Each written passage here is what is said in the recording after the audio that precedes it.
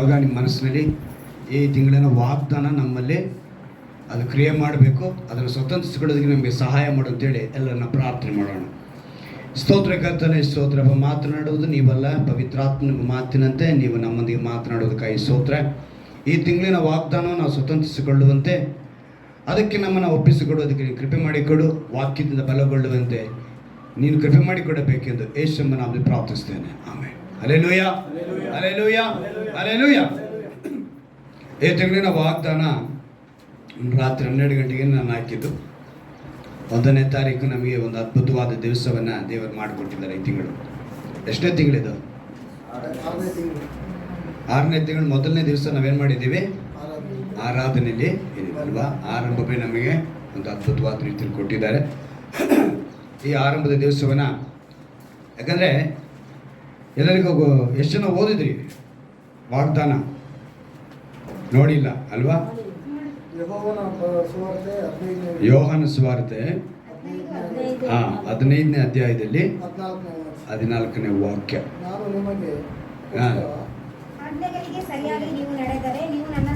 Amen, hallelujah. ಇಲ್ಲೊಂದು ಮಾತು ಬರೆಯಲ್ಪಟ್ಟಿದೆ, ನಾನು ನಿಮಗೆ ಕೊಟ್ಟ ಆಜ್ಞೆಗಳಿಗೆ ಸರಿಯಾಗಿ ನೀವು ನಡೆದರೆ ನೀವು ನನ್ನ ಸ್ನೇಹಿತರು. ಈ ಪದ ನಾವು 1000 ಮೇಲೆ ಕೇಳಿರ್ತೀವಿ ಅಂದ್ಕೊಳ್ಳಿ. 1000 ಸಲ ಬಹಳ ಸೇವಕರುಗಳು, ಬಹಳ ವಿಷಯಗಳು. ನಾನು ಕೂಡ ಈ ವಾಕ್ಯನ ಬಹಳ ಸಲ ಹೇಳಿರ್ತೀನಿ. ಆದರೆ ದೇವರ ತಿಂಗಳು ವಾಗ್ದಾನವಾಗಿ ನಮಗೆ ಕೊಡೋದಕ್ಕೆ ಕಾರಣ ಏನೆಂಬುದನ್ನು ನಾವು ಅರಿತುಕೊಳ್ಬೇಕು. ಪ್ರಪಂಚದಲ್ಲೇ ಫ್ರೆಂಡ್ಶಿಪ್ ಡೇ ಅಂತ ಒಂದು ಮಾಡ್ತಾರೆ, ಗೊತ್ತಲ್ವಾ?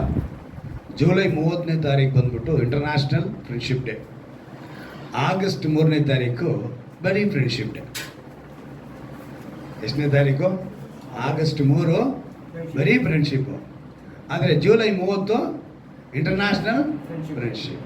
ಇದು ಪ್ರಪಂಚದಲ್ಲಿ ಆಚರಿಸುವಂಥ ಒಂದು ಹಬ್ಬವಾಗಿ ಕಾಣಲ್ಪಡುತ್ತೆ. ನಾನು ಈ ವಾಗ್ದಾನ ನೋಡುವಾಗ, ಯಾಕಂದರೆ ಈ ಫ್ರೆಂಡ್ಶಿಪ್ ಅನ್ನೋದು ಬಹಳ ನಮಗೆ ಪ್ರತಿಯೊಬ್ಬರ ಬದುಕಿನಲ್ಲಿ ಇರುವಂಥದ್ದು. ಫ್ರೆಂಡ್ ಇಲ್ಲ ಅಂತ ಹೇಳೋರು ಯಾರನ್ನ ಕೈ ಎತ್ತಿ ಅಲ್ವಾ? ನಮಗೆಲ್ಲರೂ ಯಾರಿದ್ದಾರೆ? Best friend, close friend, normal friend. Best friend ಇಲ್ವಾ Stephen city? Close friend. Best ಫ್ರೆಂಡ್ಗೂ ಕ್ಲೋಸ್ ಫ್ರೆಂಡ್ಗೂ ವ್ಯತ್ಯಾಸ ಇರುತ್ತೆ, ಆಯ್ತಾ? ನಾರ್ಮಲ್ ಫ್ರೆಂಡಿಗೆ ವ್ಯತ್ಯಾಸ ಇರುತ್ತೆ ಅಲ್ವಾ? ಸೊ ಈಗ ಏಸಪ್ಪ ನಮ್ಗೆ ಯಾವ ಫ್ರೆಂಡ್? ಹಲ್ಲೆಲೂಯಾ. ಈಗ ಅದನ್ನು ತಿಳ್ಕೋಬೇಕು. ನಾನು ಈ ವಾಕ್ಯನ ಓದಿದಾಗ ಅದರಲ್ಲಿ ಗಮನಿಸಿದ್ದೇನು ಅಂತ ಹೇಳಿದ್ರೆ, ಅವ್ರು ಹೇಳ್ತಾರೆ ನಿಮಗೆ ಕೊಟ್ಟ ಆಜ್ಞೆಗಳಿಗೆ ಸರಿಯಾಗಿ ಅಂತೇಳಿ ನೀವು ಅಂತ ಹೇಳೋದು. ನೆಕ್ಸ್ಟ್ ಹೇಳ್ತಾರೆ ನೀವು ನಡೆದ್ರೆ ಅಂತೇಳಿ ನೀವು ಅಂತ ಮತ್ತೆ ಹೇಳ್ತಾರೆ. ಆ ನೀವು ಅನ್ನೋ ಪದ ಯಾವುದು? ನೀವು. ಅಲ್ಲಿಗೆ ಯಾರ ಜೊತೆನೂ ಮಾತನಾಡ್ತಿದ್ದಾರೆ. ಏಸಪ್ಪ ಏನು ಮಾಡ್ತಿದ್ದಾರೆ? ಯಾರ ಜೊತೆನೂ ಮಾತನಾಡ್ತಿದ್ದಾರೆ. ಆ ಜೊತೆ ಯಾರು? ಆ ಜೊತೆ ಇಲ್ಲಿ ಇದ್ದವ್ರನ್ನೇ ಅವ್ರು ಹೇಳ್ತಿರೋದು ನೀವು ನನ್ನ ಸ್ನೇಹಿತರಾಗ್ತೀರ ಅಂತ. ನಾನು ಅದನ್ನು ಬಹಳ ಆಳವಾಗಿ ನೋಡಬೇಕು. ನೀವು ಅಂದ್ರೆ ಯಾರನ್ನು ಹೇಳ್ತಿದ್ದಾರೆ? ಒಂದು ಗುಂಪನ್ನು ನೋಡಿ ಹೇಳ್ತಿದ್ದಾರಾ, ಅಥವಾ ಒಂದು 10 ಜನ ನೋಡಿ ಹೇಳ್ತಿದ್ದಾರಾ, ಅಥವಾ ಯಾರನ್ನು ಹೇಳ್ತಿದ್ದಾರೆ ಅಂಥೇಳಿ ಅದನ್ನು ಸ್ವಲ್ಪ ಡೀಪಾಗಿ ಒಳಗಡೆ ಹೋದಾಗ ಆ ವಾಗ್ದಾನದಲ್ಲಿ 2 ಬಾರಿ ಬರೆಯೋದಕ್ಕೆ ಉದ್ದೇಶ ಏನು, ಯಾರನ್ನು ಯೇಸು ನೀವಂತೂ ಕರೆದ್ರು ಅಂತೇಳಿ ಗಮನಿಸಿದಾಗ ಅಲ್ಲಿ ಕಂಡಿದ್ದು ತನ್ನ ಶಿಷ್ಯರ ಕುರಿತು. ಇವತ್ತು ನಾವೊಂದು ಮೇಜನ್ನು ಆಚರಿಸ್ತೀವಿ. ಏನು ಮೇಜು? ಕರ್ತನ ಮೇಜು ಅಥವಾ ಕರ್ತನ ಭೋಜನ. ಈಗ ನಾವೆಲ್ಲ ಒಂದು ಸಭೆಯಲ್ಲಿ ಇದ್ದು ಬಂದವರೇ, ನಮಗೆಲ್ಲರಿಗೂ ಸ್ವಲ್ಪ ಒಂದು ಅನುಭವ ಇದೆ. ಈ ಕರ್ತನ ಮೇಜನ್ನು ಆಚರಿಸೋದಕ್ಕೆ ಮುಂಚೆ ಅವರು ಒಂದು ಕೆಲಸ ಮಾಡ್ತಾರೆ. ಒಬ್ಬರ ಕಾಲನ ಈ ಪದ್ಧತಿನ ಕಡಾಖಂಡಿತವಾಗಿ ಮಾಡಬೇಕು ಅಂತೇಳಿ ಸತ್ಯವೇದದಲ್ಲಿ ಬರೆದಿಲ್ಲ, ಆಯ್ತಾ? ಇದನ್ನು ಹೇಗೆ ಅವರು ಬರೆಸಿದ್ದಾರೆ, ಅದನ್ನು ಏನು ವಿಷಯ ಅಂದರೆ, ನೀವು ಒಬ್ರನ್ನೊಬ್ಬರು ಮಾಡಿ ಅಂತ ಹೇಳಿದ್ರು, ಹಾಗೆ ಎಲ್ಲರೂ ಅದನ್ನು ಮಾಡುವುದಕ್ಕೆ ಅವಕಾಶಗಳು ದೊರೆಯೋದಿಲ್ಲ. ಈಗ ಸ್ವಿಟ್ಜರ್ಲ್ಯಾಂಡ್ನಲ್ಲಿ ದೀಕ್ಷಾ ಸ್ನಾನ ಕೊಡಿಸೋದೇ ಕಷ್ಟ. ಬರೀ ಹಿಮಾಲಯ ಅಲ್ಲಿ ಹೆಂಗೋ ಅವ್ರಿಗೆ ದೀಕ್ಷಾ ಸ್ನಾನ ಕೊಟ್ಬಿಟ್ಟು ಅವ್ರಿಗೆ ಡೈಲಿ ಕಾಲು ತೊಳೆಯೋಕ್ಕಾಗಲ್ಲ, ಅವ್ರು ಸ್ನಾನ ಮಾಡೋದೇ ತುಂಬ ಕಷ್ಟ ಅವರು. ಯಾಕಂದರೆ 0 ಡಿಗ್ರಿನಲ್ಲಿ ಅವರು ಇರ್ತಾರೆ, ಕೋಲ್ಡು. ಸೊ ಒಂದೊಂದು ದೇಶದಲ್ಲಿ ಒಂದೊಂದು ಥರ ವಾತಾವರಣ ಇದೆ. ಇನ್ನು ಮರುಭೂಮಿ ಕಡೆ ಹೋದರೆ, ಸೌದಿ ಕಡೆ ಎಲ್ಲ ಹೋದರೆ ನೀರು ಕುಡಿಯೋಕ್ಕೆ ಸಿಗೋದೇ ಕಷ್ಟ.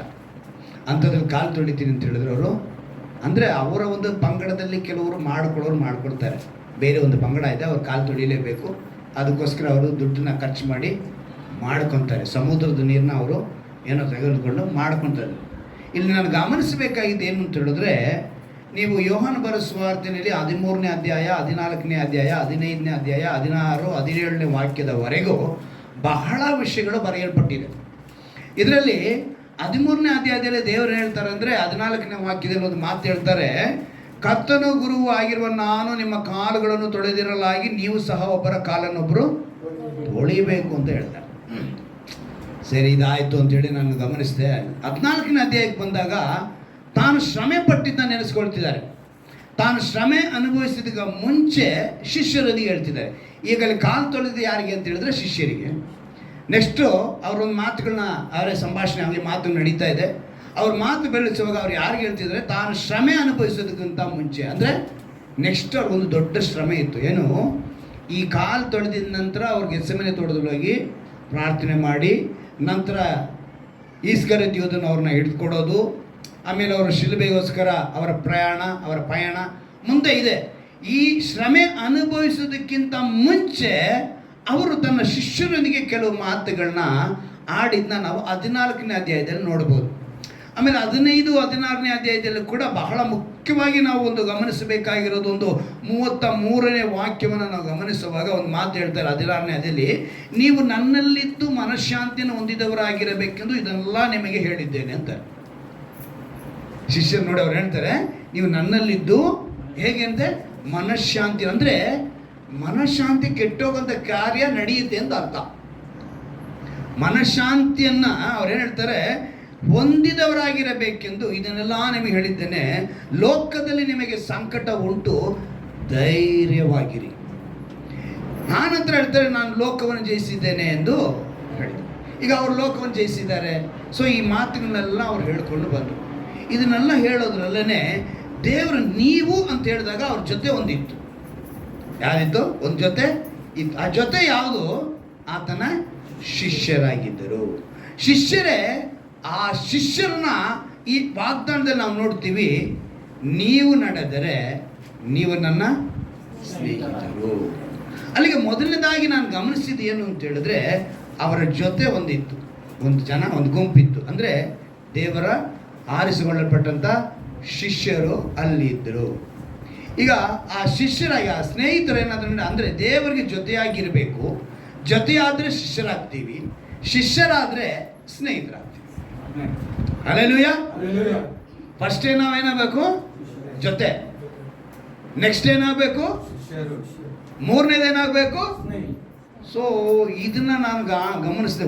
ನೀವು ಅಂತ ಹೇಳೋದಕ್ಕೆ ಕಾರಣ ದೇವರು ಇದಾಗಿತ್ತು.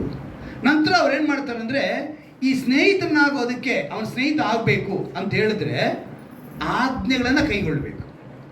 ಆಜ್ಞೆ ಏನು ಅಂತ ಹೇಳಿದ್ರೆ, ನಿನ್ನಂತೆಯೇ ಇದೊಂದು ಮಾತು, ಅದೊಂದನ್ನು ನಾನು ನೆರವೇರಿಸಿದ್ರೆ ಮಿಕ್ಕಿದೆಲ್ಲ ಹೊರಟೋಗುತ್ತೆ ಅಲ್ವಾ.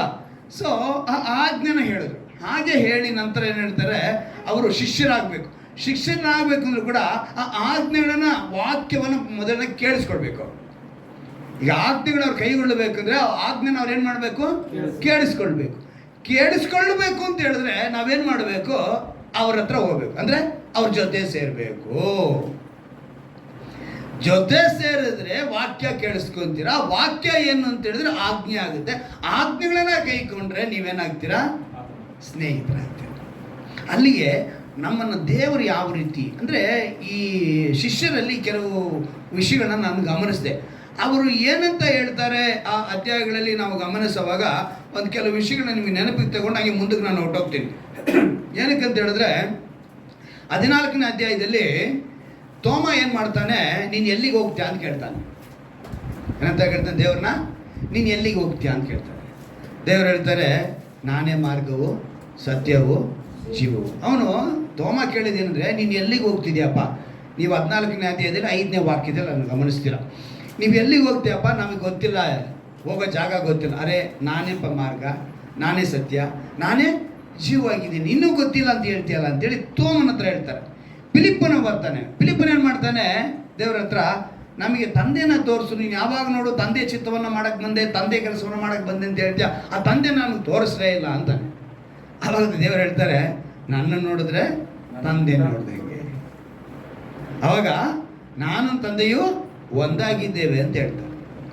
ಆಮೇಲೆ ನಂತರ ನಾವು ನೋಡ್ಕೊಂಡು ಬರ್ತೀವಿ, ಆ ವಿಷಯಗಳನ್ನ ಗಮನಿಸ್ಕೊಂಡು ಬರೋವಾಗ ಈ ಫಿಲಿಪ್ಪ ಎಂಥವನು ಅಂತ ಹೇಳಿದ್ರೆ ಅವನೊಬ್ಬ, ನೀವು ಚೆನ್ನಾಗಿ ಗಮನಿಸಬೇಕು, ಇಲ್ಲಿ ಇರುವಂಥ ಫಿಲಿಪ್ಪನು ಈ ವಿಷಯಗಳು ಆ ಥರ ಶಿಷ್ಯರುಗಳು ಎಲ್ಲ ಹೇಳ್ಕೊಂಡು ಬಂದರು. ಹೀಗೆ ಅವ್ರು ಬರ್ತಾ ಬಂದ ತೋಮ ಶಿಷ್ಯರಿಗೆ ಕೇಳಿದ ಪ್ರಕಾರ ದೇವರು ಎಲ್ಲಿಗೆ ಹೋಗ್ತಾರೆ, ಅವಾಗ ನಾವು ತಿಳ್ಕೋಬೇಕು ಈ ಆಜ್ಞೆಗಳನ್ನು ಯಾರು ಕೊಡ್ತಾ ಇದ್ದಾರೆ, ನೀವಂತ ಅವ್ರು ಹೇಳೋದಕ್ಕೆ ಕಾರಣ ಏನು. 14ನೇ ಅಧ್ಯಾಯದ 6ನೇ ವಾಕ್ಯದಲ್ಲಿರುವ ಮಾತನ್ನ ಎಲ್ಲರೂ ಹೇಳ್ತಾರೆ, ನಾನೇ ಮಾರ್ಗವು, ನಾನೇ ಸತ್ಯವೋ, ನಾನೇ ಜೀವವಾಗಿದೆ ಎಂಬುದನ್ನು ಎಲ್ಲರೂ ಗಮನ ತಗೊಳ್ತೀವಿ. ಆದರೆ ಆ ಮಾರ್ಗವಾಗಿರುವ ದೇವರು, ತಂದೆಯಾದ ದೇವರ ಚಿತ್ತವನ್ನು ನೆರವೇರಿಸಕ್ಕೆ ಬಂದಿದ್ದಾರೆ ಎಂಬುದನ್ನು ಸ್ವೀಕರಿಸಲ್ಲ. ಆಗ ದೇವರು ಹೇಳ್ತಾರೆ, ನೀವು ನನ್ನ ಆಜ್ಞೆಗಳನ್ನು, ನನ್ನ ತಂದೆ ಚಿತ್ತವನ್ನು ನೆರವೇರಿಸಕ್ಕೆ ಬಂದೆ ಅಂತ ಹೇಳುವಾಗ ಶಿಷ್ಯರು ಹೇಳಿದಂಥ ಮಾತು, ನೀವು ನಡೆದರೆ ನೀವು ನನ್ನ ಸ್ನೇಹಿತರು ಅಂದರು. ಇಸ್ರಾಯೇಲರು ಯೆಹೋವ ಎಂಬ ಹೆಸರಿನಿಂದ ತಂದೆಯ ದೇವರನ್ನ ಆರಾಧಿಸ್ತಾ ಇದ್ರು. ಶಿಷ್ಯರು ಸಹ ಆಗ ಆರಾಧಿಸ್ತಾ ಇದ್ರು. ಏನೋ ಶಿಷ್ಯರು ಕೂಡ ಯಾರು ದೇವರು ಅವಾಗ ಯೆಹೋವನೇ. ಯಾಕಂದ್ರೆ ಜೊತೆಗೆ ಯಾರಿದ್ದಾರೆ, ಯೇಸು ಮಾಂಸದಲ್ಲಿದ್ದಾರೆ, ಶರೀರದಲ್ಲಿದ್ದಾರೆ. ಈಗ ಅವ್ರನ್ನ ಯೇಸು ಅಂತ ಅವ್ರು ಸ್ವೀಕರಿಸಿಲ್ಲ, ದೇವಕುಮಾರನಂದೇ ಅವರು ಸ್ವೀಕರಿಸಬೇಕು. ಅವ್ರು ಏನಂತ ಸ್ವೀಕರಿಸಬೇಕು, ಅವರು ದೇವರ ಕುಮಾರ ಅಂತ ಸ್ವೀಕರಿಸಬೇಕು. ಶಿಷ್ಯರೊಂದಿಗೆ ಅವರಿದ್ದಾರೆ. ಅಂದರೆ ಆಗ ಯೇಸು ಕ್ರಿಸ್ತನ ಅನೇಕ ಮಾತುಗಳನ್ನ ಆಡಿದ್ರು. ಆ ಅಧ್ಯಾಯಗಳನ್ನ ನಾವು ನೋಡ್ತೀವಿ. ನನ್ನನ್ನು ನಂಬುವವನು ನನಗಿಂತ ಹೆಚ್ಚಿನ ಕ್ರಿಯೆಗಳನ್ನ ಮಾಡ್ತಾನೆ ಅಂತ ಹೇಳಿದ್ರು. ಅಲ್ಲಿಗೆ ಅವ್ರು ಹೇಳ್ತಾರೆ, ನಾನು ಹೋಗಿ ಬೇರೊಬ್ಬ ಸಹಾಯಕನ ನಿಮಗೆ ಕಳಿಸ್ಕೊಡ್ತೀನಿ ಅಂತ ಹೇಳಿದ್ರು. ನಾನು ನಿಮ್ಮನ್ನು ಅನಾಥರನ್ನಾಗಿ ನಿಮ್ಮನ್ನು ಬಿಡೋದಿಲ್ಲ ಅಂತ ಹೇಳಿದ್ರು. ನನ್ನ ಶಾಂತಿಯನ್ನು ನಿಮಗೆ ಬಿಟ್ಟು ಹೋಗ್ತೀನಿ ಅಂತಲೂ ಹೇಳಿದ್ರು. ಈ ಲೋಕಾಧಿಪತಿಗೆ ಸಂಬಂಧಪಟ್ಟಿದ್ದು ಯಾವುದೊಂದು ನನ್ನಲ್ಲಿಲ್ಲ ಅಂಥೇಳಿ ಧೈರ್ಯವಾಗಿ ಹೇಳಿದ್ರು. ಅಂದರೆ ನನ್ನಲ್ಲಿ ಇಲ್ಲ ಅಂತ ಹೇಳುವಾಗ ನನ್ನ ಆತನ ವಾಕ್ಯಗಳ ಮೇಲೆ ಅವ್ರಿಗೆ ಅಂದರೆ ಒಬ್ಬರನ್ನೊಬ್ಬರು ಪ್ರೀತಿಸಬೇಕೆಂಬ ಈ ಆಜ್ಞೆನ ನಮಗೆ ಕೊಟ್ಟು ಇದನ್ನು ಹೇಳ್ತಾರೆ. ಈ ತಿಂಗಳ ವಾಗ್ದಾನದಲ್ಲಿ ಏನಂತ ಹೇಳ್ತಾರೆ, ನೀವು ನನ್ನ ಸ್ನೇಹಿತರು ಅಂತ. ಅಂದರೆ ತಂದೆಯ ಹೆಸರಿನಲ್ಲಿ ದೇವರು ನಮ್ಗೆ ಆಶೀರ್ವಾದಗಳನ್ನ, ಇಷ್ಟೆಲ್ಲ ವಿಷಯಗಳನ್ನ ತನ್ನ ಶಿಷ್ಯರಿಗೆ ಹೇಳಿ ಸ್ನೇಹಿತರು ಅಂತೇಳಿ ಹೇಳಿದ್ರು. ಏನಂತ ಹೇಳಿದ್ರು, ಇಷ್ಟೆಲ್ಲ ವಿಷಯಗಳು ಈ 14ನೇ ಅಧ್ಯಾಯದಿಂದ 13ನೇ ಅಧ್ಯಾಯದಿಂದ ನಾವು 17ನೇ ವಾಕ್ಯದವರು ಗಮನಿಸ್ಕೊಂಡು ಬರ್ಬೋದು. ಇಷ್ಟೆಲ್ಲ ವಿಷಯಗಳನ್ನ ಹೇಳಿ ಅವ್ರು ಹೇಳ್ತಾರೆ, ನೀವು ನಡೆದರೆ ನೀವು ನನ್ನ ಸ್ನೇಹಿತರು. ಅಂದು ದೇವರ ಜೊತೆಗಿದ್ದವರೇ ಶಿಷ್ಯರಾದರು, ಸ್ನೇಹಿತರಾದರು. ಇಂದು ನಿನ್ನ ನನ್ನ ಜೊತೆ ಯಾರಿದ್ದಾರೆ ಪ್ರಶ್ನೆ ಮಾಡ್ಕೋಬೇಕು. ಯಾಕಂತ ಹೇಳಿದ್ರೆ ಇವತ್ತು ನಮ್ಮ ಜೊತೆ ಇರುವವರೇ, ಲೋಕದಲ್ಲಿ ಒಂದು ಮಾತಿದೆ, ನಿನ್ನ ಸ್ನೇಹಿತ ಯಾರೆಂದು ಹೇಳಿದರೆ ನೀ ಯಾರೆಂದು ಇಷ್ಟೇ ವಿಷಯ. ಈಗ ನಮ್ಮ ಫ್ರೆಂಡ್ ಯಾರಿದ್ದಾರೆ ಅಂತ ಗೊತ್ತಾಗ್ಬಿಟ್ರೆ ನಮ್ಮ ಕ್ಯಾರೆಕ್ಟರ್, ನಮ್ಮ ಗುಣ, ಇದು ಲೋಕದ ಮಾತು. ಈಗ ಆ ಮಾತನ್ನು ನೀವು ಹೇಗೆ ಅರ್ಥ ಮಾಡ್ಕೊಳ್ತೀರಾ? ಈಗ ದೇವರ ಜೊತೆಗೆ ಶಿಷ್ಯರಿದ್ರು, ಆ ಶಿಷ್ಯರು ಏನಾಗ್ತಾರೆ, ಸ್ನೇಹಿತರಾಗ್ತಾರೆ. ಜೊತೆ, ಶಿಷ್ಯ, ಸ್ನೇಹಿತ, 3 ಸ್ಟೆಪ್. ಈಗ ನಮ್ಮ ಜೊತೆ ಯಾರಿದ್ರೆ ನಾವು ಯಾರಿಗೆ ಸ್ನೇಹಿತರಾಗಿದ್ದೀವಿ, ಯಾರಿಗೆ ಶಿಷ್ಯರಾಗಿ ಬದುಕ್ತಾ ಇದ್ದೀವಿ? ಪಾಪವೆಂಬುದಕ್ಕೆ ಶಿಷ್ಯರಾಗ್ತಾ ಇದ್ದೀವಾ? ಪಾಪವೆಂಬುದಕ್ಕೆ ನಾವು ಜೊತೆ ಸೇರ್ತಾ ಇದ್ದೀವಾ? ಅಥವಾ ಪಾಪವೆಂಬುದಕ್ಕೆ ನಾವು ಸ್ನೇಹಿತರಾಗಿದ್ದೀವ ಅಂತ ನಮ್ಮನ್ನು ಪರೀಕ್ಷಿಸಿಕೊಳ್ಬೇಕು. ಆ ಸ್ನೇಹಿತರು ನೋಡಿ, ನಾನು ಸತ್ಯವೇದದಲ್ಲಿ 2 ವ್ಯಕ್ತಿನ ಗಮನಿಸಿದೆ. ಈ ಫ್ರೆಂಡ್ಸ್ ಬಗ್ಗೆ ನೋಡುವಾಗ ಒಂದಿಬ್ಬರನ್ನ ನಿಮಗೆ ಗಮನಕ್ಕೆ ತರ್ತೀನಿ. ಯಾಕಂದರೆ ಇದು ಲೋಕದಲ್ಲಿ ನಮಗೆ ಸ್ನೇಹಿತರಂತ ಎಲ್ರಿಗೂ ಇದ್ದಾರೆ ಅಲ್ವಾ? ಇದ್ದಾರೆ ಇಲ್ವ? ಎಲ್ರಿಗೂ ಇದ್ದಾರೆ. ಅಂದರೆ ಹಾಗಾದರೆ ಈಗ ನಾನು ನನ್ನ ಇದು ಹೇಳ್ತೀನಿ, ಹೆತ್ತವರ ಬಳಿ ಕೂಡ ಕೆಲವು ವಿಷಯ ಹೇಳಲ್ಲ. ಯಾರ ಹತ್ರ ಹೇಳ್ತೀವಿ? ಫ್ರೆಂಡ್ ಹತ್ರ ಹೇಳ್ತೀವಿ. ಸೊ ನಾನು ದೇವರ ಸ್ನೇಹಿತರು ಅಂತ ಹೇಳೋದಕ್ಕೆ ಉದ್ದೇಶ ಅಂತ ತಿಳ್ಕೊಂಡು ಅಲ್ಲಿಗೆ ಯಾರ ಹತ್ರ ಹೇಳ್ಕೋಬೋದು? ಫ್ರೆಂಡ್ಸ್ ಹತ್ರ ಹೇಳ್ಬೇಕು. ಇವಾಗ ಈ ದೇವ್ರೇನಾದ್ರು ನನಗೆ ಫ್ರೆಂಡ್ ಆದರೂ ನೀನೇನು ಮಾಡಬೇಕು? ಇವಾಗ ಹೆತ್ತವ್ರ ಹತ್ರ ನೀನು ಕೈಲಿ ಹೇಳೋಕ್ಕಾಗಲ್ಲ. ಕೆಲವು ವಿಷಯಗಳು ನೀನು ಯಾರ ಹತ್ರ ಹಂಚ್ಕೊಳ್ಳೋಕ್ಕಾಗಲ್ಲ. ಆ ಒಂದು ದುಃಖ ಆಗ್ಬೋದು, ಸಂತೋಷ ಆಗ್ಬೋದು, ಅದನ್ನು ಯಾರ ಹತ್ರ ಹಂಚ್ಕೋಬೋದು ನೀನು? ದೇವರೇನಂತ ಹೇಳ್ತಿದ್ದಾರೆ, ನಾನು ನಿನಗೆ ಫ್ರೆಂಡ್ ಆಗ್ತಿದ್ದೀನಿ. ನಾನು ನಿನ್ನ ಫ್ರೆಂಡ್ ಆದಮೇಲೆ ನೀನು ಎಲ್ಲ ವಿಷಯಗಳನ್ನ ನಾನು ಏನು ಮಾಡ್ತೀನಿ, ಹಂಚ್ಕೊಳ್ತೀನಿ ಅಂತ ಹೇಳ್ತಿದ್ದಾರೆ. ಆದರೆ ಇವತ್ತು ನಾವು ತುಂಬ ಜನ ಆ ಫ್ರೆಂಡನ್ನು ನಾವು ಗಮನಿಸಲ್ಲ, ಲೋಕದ ಫ್ರೆಂಡನ್ನು ಗಮನಿಸ್ತೀವಿ. ಅವನ ಹತ್ರ ಏನೋ ಒಂದು ಹೇಳ್ತೀವಿ, ಅವನು ಯಾವುದೋ ಮಿಸ್ಗೈಡ್ ಮಾಡ್ತಾನೆ, ಅವನು ಯಾವುದೋ ತಪ್ಪ ಆಲೋಚನೆ ಕೊಡ್ತಾನೆ, ಅವನು ಯಾವುದೋ ತಪ್ಪಾದ ದಾರಿನ ತೋರಿಸ್ತಾನೆ, ನಾವೇನಾಗ್ತೀವಿ? ಎಡವುತ್ತೀವಿ, ನಾವು ದೇವರಿಂದ ದೂರ ಹೊಟ್ಟೋಗ್ತೀವಿ. ಇವತ್ತು ಅದನ್ನು ದೇವರು ನಮ್ಗೆ ತಿಳಿಯಪಡಿಸೋದಕ್ಕೇ ಈ ವಾಗ್ದಾನವನ್ನು ನಮ್ಗೆ ಕೊಟ್ಟಿದ್ದಾರೆ. ಆಜ್ಞೆಗಳು ಅಂತ ಹೇಳಿದ ಮೇಲೆ ಬಹಳ ವಿಷಯಗಳಿದೆ. ಅದರಲ್ಲಿ ಮೊದಲನೇದಾಗಿ ಅದನ್ನು ನೆರವೇರಿಸಿದ್ರೆ ಸಾಕು ಅಂತ ಹೇಳಿದ್ರು. ಪ್ರೀತಿ ಅನ್ನೋದು ಬಹಳ ಮುಖ್ಯ. ಆ ಪ್ರೀತಿಯಲ್ಲಿ ನಮಗೆ ದೇವ್ರನ್ನ ನಾವು ಕಾಣಬೇಕು. ಹಾಗಂತ ಹೇಳಿ ಪ್ರೀತಿನ ನಾವು ಕಂಡು ವಿಷಯ ಸ್ಥಳದಲ್ಲ ಮಾಡೋಂಗಿಲ್ಲ. ನಾನು ಎಣ್ಣೆನ ಪ್ರೀತಿ ಮಾಡ್ತೀನಿ ಅಂತ ಹೇಳೋಂಗಿಲ್ಲ. ಏನು ಮಾಡೋಂಗಿಲ್ಲ? ಹಾಂ, ಆಹಾರದಲ್ಲಿ ನಿನಗೆ ಎಷ್ಟು ಬೇಕೋ ಅಷ್ಟೇ ತಿನ್ಕೋಬೇಕು. ದೇವ್ರು ಹೇಳ್ತಾರೆ, ನಿನ್ನ ಕಂಠಕ್ಕೆ ಕತ್ತಿ ಹಾಕು ಅಂತ ಹೇಳ್ತಾರೆ ಜ್ಞಾನೋಕ್ತಿಗಳು. ಏನಕ್ಕೆ ಹೇಳಿ? ನಿನಗೆ ಯಾವುದಕ್ಕೆ ಎಷ್ಟು ಮಿತಿ ಇದೆಯೋ ಅಷ್ಟರಲ್ಲೇ ಇರಬೇಕು. ಪ್ರೀತಿ ಅನ್ನೋದು ಸ್ವಂತ ಹೆಂಡತಿ ಮೇಲೆ, ಸ್ವಂತ ಗಂಡನ ಮೇಲೆ, ಸ್ವಂತ ಮಕ್ಕಳ ಮೇಲೆ, ಸ್ವಂತದ ಮೇಲೆ, ಸ್ವಂತವಾಗಿರೋರ ಮೇಲೆ ಹೇಗೆ ಇಡ್ತಿದ್ದೀವೋ ಆ ಪ್ರೀತಿನ ಎಲ್ಲೆಲ್ಲಿ ಸಮವಾಗಿ ಇಡಬೇಕು ಅಲ್ಲಿ ಇಡಬೇಕು. ಇವಾಗ ನಮ್ಮ ಮಗನನ್ನ ಇನ್ನೊಬ್ಬನ ಮಗನ ಥರ ನೋಡ್ಬೋದು, ತಂದೆನ ತಂದೆ ಥರ ನೋಡ್ಬೋದು, ತಾಯಿನ ತಾಯಿ ಥರ ನೋಡ್ಬೋದು. ಆದರೆ ಒಂದನ್ನು ಮಾತ್ರ ಅದೇ ಥರ ನೋಡೋಕ್ಕಾಗಲ್ಲ. ಹೆಂಡ್ತಿನ ಬಂದ್ಬಿಟ್ಟು ಏನು ನೋಡ್ಕೋಬೇಕು? ನಿನ್ನ ಹೆಂಡ್ತಿ ನಿನಗೆ ಮಾತ್ರನೇ ಅಲ್ವಾ? ನಾವೇನು ಮಾಡ್ತೀವಿ? ಇನ್ನೊಬ್ಬನ ಹೆಂಡ್ತಿನ ಯಾಕೆ? ಇದು ತಪ್ಪು. ಏನಂದ್ರೆ ದೇವರ ಆಜ್ಞೆನ ಪರಿಪಾಲನೆ ಮಾಡಬೇಕು, ಪ್ರೀತಿ ಮಾಡಬೇಕು ಅಂತೇಳಿ ಇನ್ನೊಬ್ಬನ ಹೆಂಡ್ತಿನ ನಾವೇನು ಮಾಡಬಾರ್ದು. ದಶಾಜ್ಞೆಯಲ್ಲಿ ಬಹಳ ಮುಖ್ಯವಾಗಿ ಹೇಳಿದ್ದಾರೆ ಆ ಮಾತನ್ನ. ಇನ್ನೊಬ್ಬನ ಹೆಂಡ್ತಿ ಅಂತಾನೆ ಬರ್ದಿದ್ದಾರೆ ಅಲ್ಲಿ, ಗಮನಿಸಿದ್ರಾ? ಅದನ್ನ ಗಮನದಲ್ಲಿ ಇಟ್ಕೊಳ್ಳಿ. ಯಾಕಂದ್ರೆ ಮನುಷ್ಯ ಇಂಥೆಲ್ಲ ಕೆಲಸಗಳು ಮಾಡ್ತಾನೆ ಅಂತ ದೇವ್ರು ಚೆನ್ನಾಗಿ ಗೊತ್ತಿತ್ತು. ಅದಕ್ಕೆ ಅದನ್ನು ಬರ್ಬೋದು. ಮತ್ತೊಬ್ಬಂದು ಏನೂ ಆಶಿಸಬಾರದು. ಹೆಂಡತಿ ಆಗಲಿ ಅಥವಾ ಅವನ ಪಶು ಪಕ್ಷಿ ಯಾವುದು ಕೂಡ ನೀನೇನು ಮಾಡಬಾರ್ದು, ಇನ್ನೊಬ್ಬಂದನ್ನ ಆಶಿಸಬಾರದು. ಅಲ್ಲಿಗೆ ನಾವು ಪ್ರೀತಿನ ಸರಿಯಾದ ವ್ಯವಸ್ಥೆಯಲ್ಲಿ ಸರಿಯಾದ ರೀತಿಯಲ್ಲಿ ಅರ್ಥ ಮಾಡ್ಕೊಂಡು ಹೋಗ್ಬೇಕು. ಆ ಆಜ್ಞೆಗಳನ್ನ ಕರ್ಕೋಬೇಕು. ಅಂದರೆ ಈಗ ನಾನು ನಿಮಗೆ ಒಂದು ಇಬ್ಬರು ಫ್ರೆಂಡ್ಸ್ನ ಕುರಿತು ನಾನು ಹೇಳ್ತೀನಿ. ಯಾಕಂತ ಹೇಳಿದ್ರೆ ನಮಗಿರೋ ಫ್ರೆಂಡ್ಸ್ ಯಾರು ಅಂತ ನಮಗೆ ಗೊತ್ತಾಗಬೇಕಲ್ಲ. ಯಾಕಂದ್ರೆ ನಾನು ಫ್ರೆಂಡ್ಸ್ಗೋಸ್ಕರ ತುಂಬ ಎಲ್ಲ ಮಾಡಿದ್ದೀನಿ. ವಿಷ ಎಲ್ಲ ಕುಡ್ದಿದ್ದೀನಿ, ಪ್ರಾಣ ತ್ಯಾಗ ಎಲ್ಲ ಮಾಡೋಕ್ಕೆ ಹೋಗಿದ್ದೀನಿ. ಅಂಥ ಒಂದು ಕ್ಯಾರೆಕ್ಟರ್ಗಳು ನಮ್ಮದು ಫ್ರೆಂಡ್ಸ್ಗೋಸ್ಕರ. ಆದರೆ ಆಮೇಲೆ ಗೊತ್ತಾಯ್ತು ಇವತ್ತು ಅಲ್ಲಿದ್ದಾರೋ ಗೊತ್ತಿಲ್ಲ ಆ ಫ್ರೆಂಡ್ಸ್ ಎಲ್ಲ. ಆಯ್ತಾ? ಯೋಬನ ಕುರಿತು ನಾನು ನೋಡಿದೆ. ಅವನ ಸ್ನೇಹಿತರು ಅವನಿಗೆ 3 ಜನ. ಆ 3 ಜನನ ಏನು ಮಾಡಿದ್ರು ಅಂತ ಹೇಳಿದ್ರೆ ದೇವರಿಗೆ ವಿರೋಧವಾಗಿ ಅವನಿಗೆ ಪ್ರೇರಣೆ ಮಾಡ್ತಿದ್ರೆ ಹೊರತು ಅವನಿಗೆ ಸಪೋರ್ಟ್ ಆಗ ಮಾತ್ರ ಇರಲಿಲ್ಲ. ಯಾರಿಗೆ? ಯೋಬನಿಗೆ. ಯೋಬನ ಹೆಂಡತಿ ಕೂಡ ಅವನಿಗೇನು ಹೇಳಿದ್ರು, ನೀನು ಇನ್ನೂ ದೇವ್ರನ್ನ ಹಿಡ್ಕೊಂಡಿದೆಯಲ್ಲ, ದೂಷಿಸಿ. ಆದರೆ ಇಲ್ಲಿ ನಾವು ಗಮನಿಸಬೇಕಾಗಿದ್ದು ಆ ಸ್ನೇಹಿತರು ಅಂತ ಹೇಳ್ಕೊಂಡು 3 ಜನ ಇದ್ರಲ್ಲ ಅವನಿಗೆ. ಆ 3 ಜನನು ಅವನು ಯಾವಾಗಲೂ ನೋಡಿದ್ರೆ ಒಳ್ಳೆ ರೀತಿಯಲ್ಲಿ ಹೇಳೋ ಥರ ಬರ್ತಾರೆ. ದೇವ್ರು ಯಾವತ್ತನ್ನು ನಿನಗೆ ಬೇಸರವಾಗಿ ನಡೆದಿದ್ದಾರ ಮಾಡಿದಾರ ಅಂತ ಹೇಳ್ಕೊಂಡು ನೀನು ಮತ್ತೆ ಆ ದೇವ್ರನ್ನೇ ಯಾಕೆ ಹಿಡ್ಕೊಂಡಿದ್ಯಾ ಅನ್ನೋದು. ದೇವ್ರು ನಿನಗೆ ಇಷ್ಟೆಲ್ಲ ನಷ್ಟ ಮಾಡಿದ್ರು ಕೂಡ ನೀನೇನು ಕಂಡುಕೊಂಡ್ಬಿಟ್ರಾ, ನೀನೇನಿಗೆ ಆ ದೇವ್ರನ್ನ ಹಿಡ್ಕೊಂಡಿದ್ಯಾ ಅಂತ ಅವನ ಮೇಲೆ ಅವನಿಗೆ ಇನ್ನೂ ಬೇರೆ ಬೇರೆ ವಿಷಯಗಳನ್ನ ಅವನಿಗೆ ಹೇಳ್ತಾರೆ. ನೀವು ಯೋಬನ ಪುಸ್ತಕದಲ್ಲಿ 41ನೇ ಅಧ್ಯಾಯದಲ್ಲಿ 8-9ನೇ ವಾಕ್ಯವನ್ನು ಗಮನಿಸಿ. ಯೋಬನ ಪುಸ್ತಕ 41ನೇ ಅಧ್ಯಾಯ 8-9ನೇ ವಾಕ್ಯ. ಅದರ ಮೇಲೆ ಕೈ ಹಾಕಿ ನೋಡು, ಆ ಜಗಳವನ್ನು ನೆನೆಸಿಕೊಂಡರೆ ನೀನು ಮತ್ತೆ ಅದನ್ನು ಮುಟ್ಟುವುದೇ ಇಲ್ಲ. ಆಹಾ, ಅದನ್ನು ಹಿಡಿಯಬೇಕೆಂಬ ನಿರೀಕ್ಷೆಯು ವ್ಯರ್ಥ. ಹಿಡಿಯ ಬಂಧವನ್ನು ನೋಡಿದ ಮಾತ್ರಕ್ಕೆ ಬಿದ್ದು ಹೋಗುವನು. ಅದನ್ನು ಕೆಣಕಲು ಧೈರ್ಯಗೊಳ್ಳುವಷ್ಟು ಉಗ್ರತೆಯು ಯಾರಲ್ಲಿಯೂ ಇಲ್ಲ. ನೋಡಿ, ಈ ವಾಕ್ಯವನ್ನು ಹೇಳ್ತಿರ್ಬಿಟ್ಟಿದೆ 41ನೇ ಅಧ್ಯಾಯದಲ್ಲಿ 8ನೇ ವಾಕ್ಯ. ಅವನ ಹಾಸಿಗೆಯನ್ನು ಬಿಟ್ಟು ತಿರುಗಿ ಹೇಳುವುದೇ ಇಲ್ಲವೆಂದು ಹೇಳಿಕೊಳ್ಳುತ್ತಾರೆ. ನಾನು ಯಾವನನ್ನು ನಂಬಿದ್ದೇನೋ ಯಾವನು, ಯಾಕೆ ನೋಡಿ ಮಾತುಗಳು ಬರೆಯಲ್ಪಡಿಸಿದೆ ಅಂತೇಳಿ, ನನ್ನ ಮನೆಯಲ್ಲಿ ಅನ್ನಪಾನ ತೆಗೆದುಕೊಂಡನು, ಆಪ್ತ ಸ್ನೇಹಿತನು ನನಗೆ ಕಾಲನ್ನು ಅಡ್ಡಗೊಟ್ಟಿದ್ದಾನೆ. ಆಪ್ತ ಸ್ನೇಹಿತನ ಇದ್ದಾನೆ, ಅವನಿಗೆ ಕಾಲನ್ನು ಅಡ್ಡಗೊಟ್ಟಿದ್ದಾನೆ. ಇವತ್ತಿನ ಫ್ರೆಂಡ್ಸ್ಗಳು ಅಂದರೆ ನಾವು ಚೆನ್ನಾಗಿ ತಿಳ್ಕೋಬೇಕು. ತಿಳ್ಕೊಳ್ಳೋವಾಗಲೇ ದೇವರ ಮಾತುಗಳನ್ನ ನಾವು ಸರಿ ಅರ್ಥ ಮಾಡ್ಕೊಳ್ಳೋದಕ್ಕೆ ಸಾಧ್ಯ. 41ನೇ ಅಧ್ಯಾಯದಲ್ಲಿ ಇನ್ನೊಂದು ಮಾತನ್ನು ನಾವು ನೋಡ್ತೀವಿ. ಕೈ ಹಾಕಿ ನೋಡು, ಆ ಜಗಳವನ್ನು ನೆನೆಸಿಕೊಂಡ್ರೆ ನೀನು ಮತ್ತೆ ಅದನ್ನು ಮುಟ್ಟುವುದೇ ಇಲ್ಲ. ಆಹಾ, ಅದನ್ನು ಹಿಡಿಯಬೇಕೆಂಬ ನಿರೀಕ್ಷೆಯು ವ್ಯರ್ಥ. ಹಿಡಿಯ ಬಂದನ್ನು ನೋಡಿದ ಮಾತ್ರಕ್ಕೆ ಬಿದ್ದು ಹೋಗುವನು. ಅದನ್ನು ಕೆಣಕಲು ಧೈರ್ಯಗೊಳ್ಳುವಷ್ಟು ಉಗ್ರತೆ ಯಾರಲ್ಲಿಯೂ ಇಲ್ಲ. ಯೋಬನು 41:8, ಕೀರ್ತನೆ 41:8 ಎರಡರಲ್ಲೂ ಈ ಪದದ ಅರ್ಥವನ್ನು ಬರೆಯಲ್ಪಟ್ಟಿದೆ. ಈಗ ನಾನು ಮೊದಲು ಓದಿದ್ದು ಕೀರ್ತನೆ 41. ಈಗ ಓದ್ತಾ ಇರೋದು ಯೋಬನು. ಕನ್ಫ್ಯೂಸ್ ಆಗಬೇಡಿ. ಯಾಕಂತ ಹೇಳಿದ್ರೆ ಕೈ ಹಾಕಿ ನೋಡು, ಆ ಜಗಳವನ್ನು ಎನಿಸಿಕೊಂಡ್ರೆ ನೀನು ಮತ್ತೆ ಅದನ್ನು ಮುಟ್ಟುವುದೇ ಇಲ್ಲ. ಅಲ್ಲಿಗೆ ಅವನ ಸ್ನೇಹಿತರು ಹೆಂಗಿದ್ರು ಅಂಥೇಳಿ ಅಲ್ಲಿ ಬರೆಯಲ್ಪಟ್ಟಿದೆ. ನಾವು ಸರಿಯಾಗಿ ಅರ್ಥ ಮಾಡಿಕೊಳ್ಳಬೇಕು ಯಾರು ನಮ್ಮ ಸ್ನೇಹಿತರು. ದಾನಿಯೇಲನಿಗಿದ್ರು ಸ್ನೇಹಿತರು. ಅವನಿಗೊಂದು ಕಷ್ಟ ಬಂತು.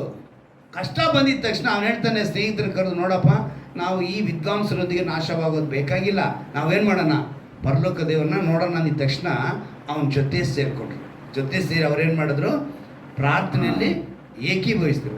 ಆ ಪ್ರಾರ್ಥನೆಯಲ್ಲಿ ಏಕೀಭವಿಸಿದ ನಿಮಿತ್ತ 4 ಜನನು, ಅವನ ಫ್ರೆಂಡ್ಸ್ 3 ಜನನು ಅವನು ಸೇರಿ ಒಂದು ಉನ್ನತವಾದ ಸ್ಥಾನಕ್ಕೆ ಅವತ್ತಿನ ಆ ನೆಬೂಕದ್ನೆಚ್ಚರನ ಆಳ್ವಿಕೆಯಲ್ಲಿ ಸೇರಿಕೊಂಡ್ರು. ಅಲ್ಲಿಗೆ ಇವತ್ತು ಯಾರ ಸ್ನೇಹಿತ ಫ್ರೆಂಡ್ಸ್ ಆಗಿದ್ದಾರೆ, ಯಾರು ನಮ್ಮ ಜೊತೆಗಿದ್ದಾರೆ ಅನ್ನೋದನ್ನು ನಾವು ತಿಳ್ಕೊಳ್ಬೇಕು.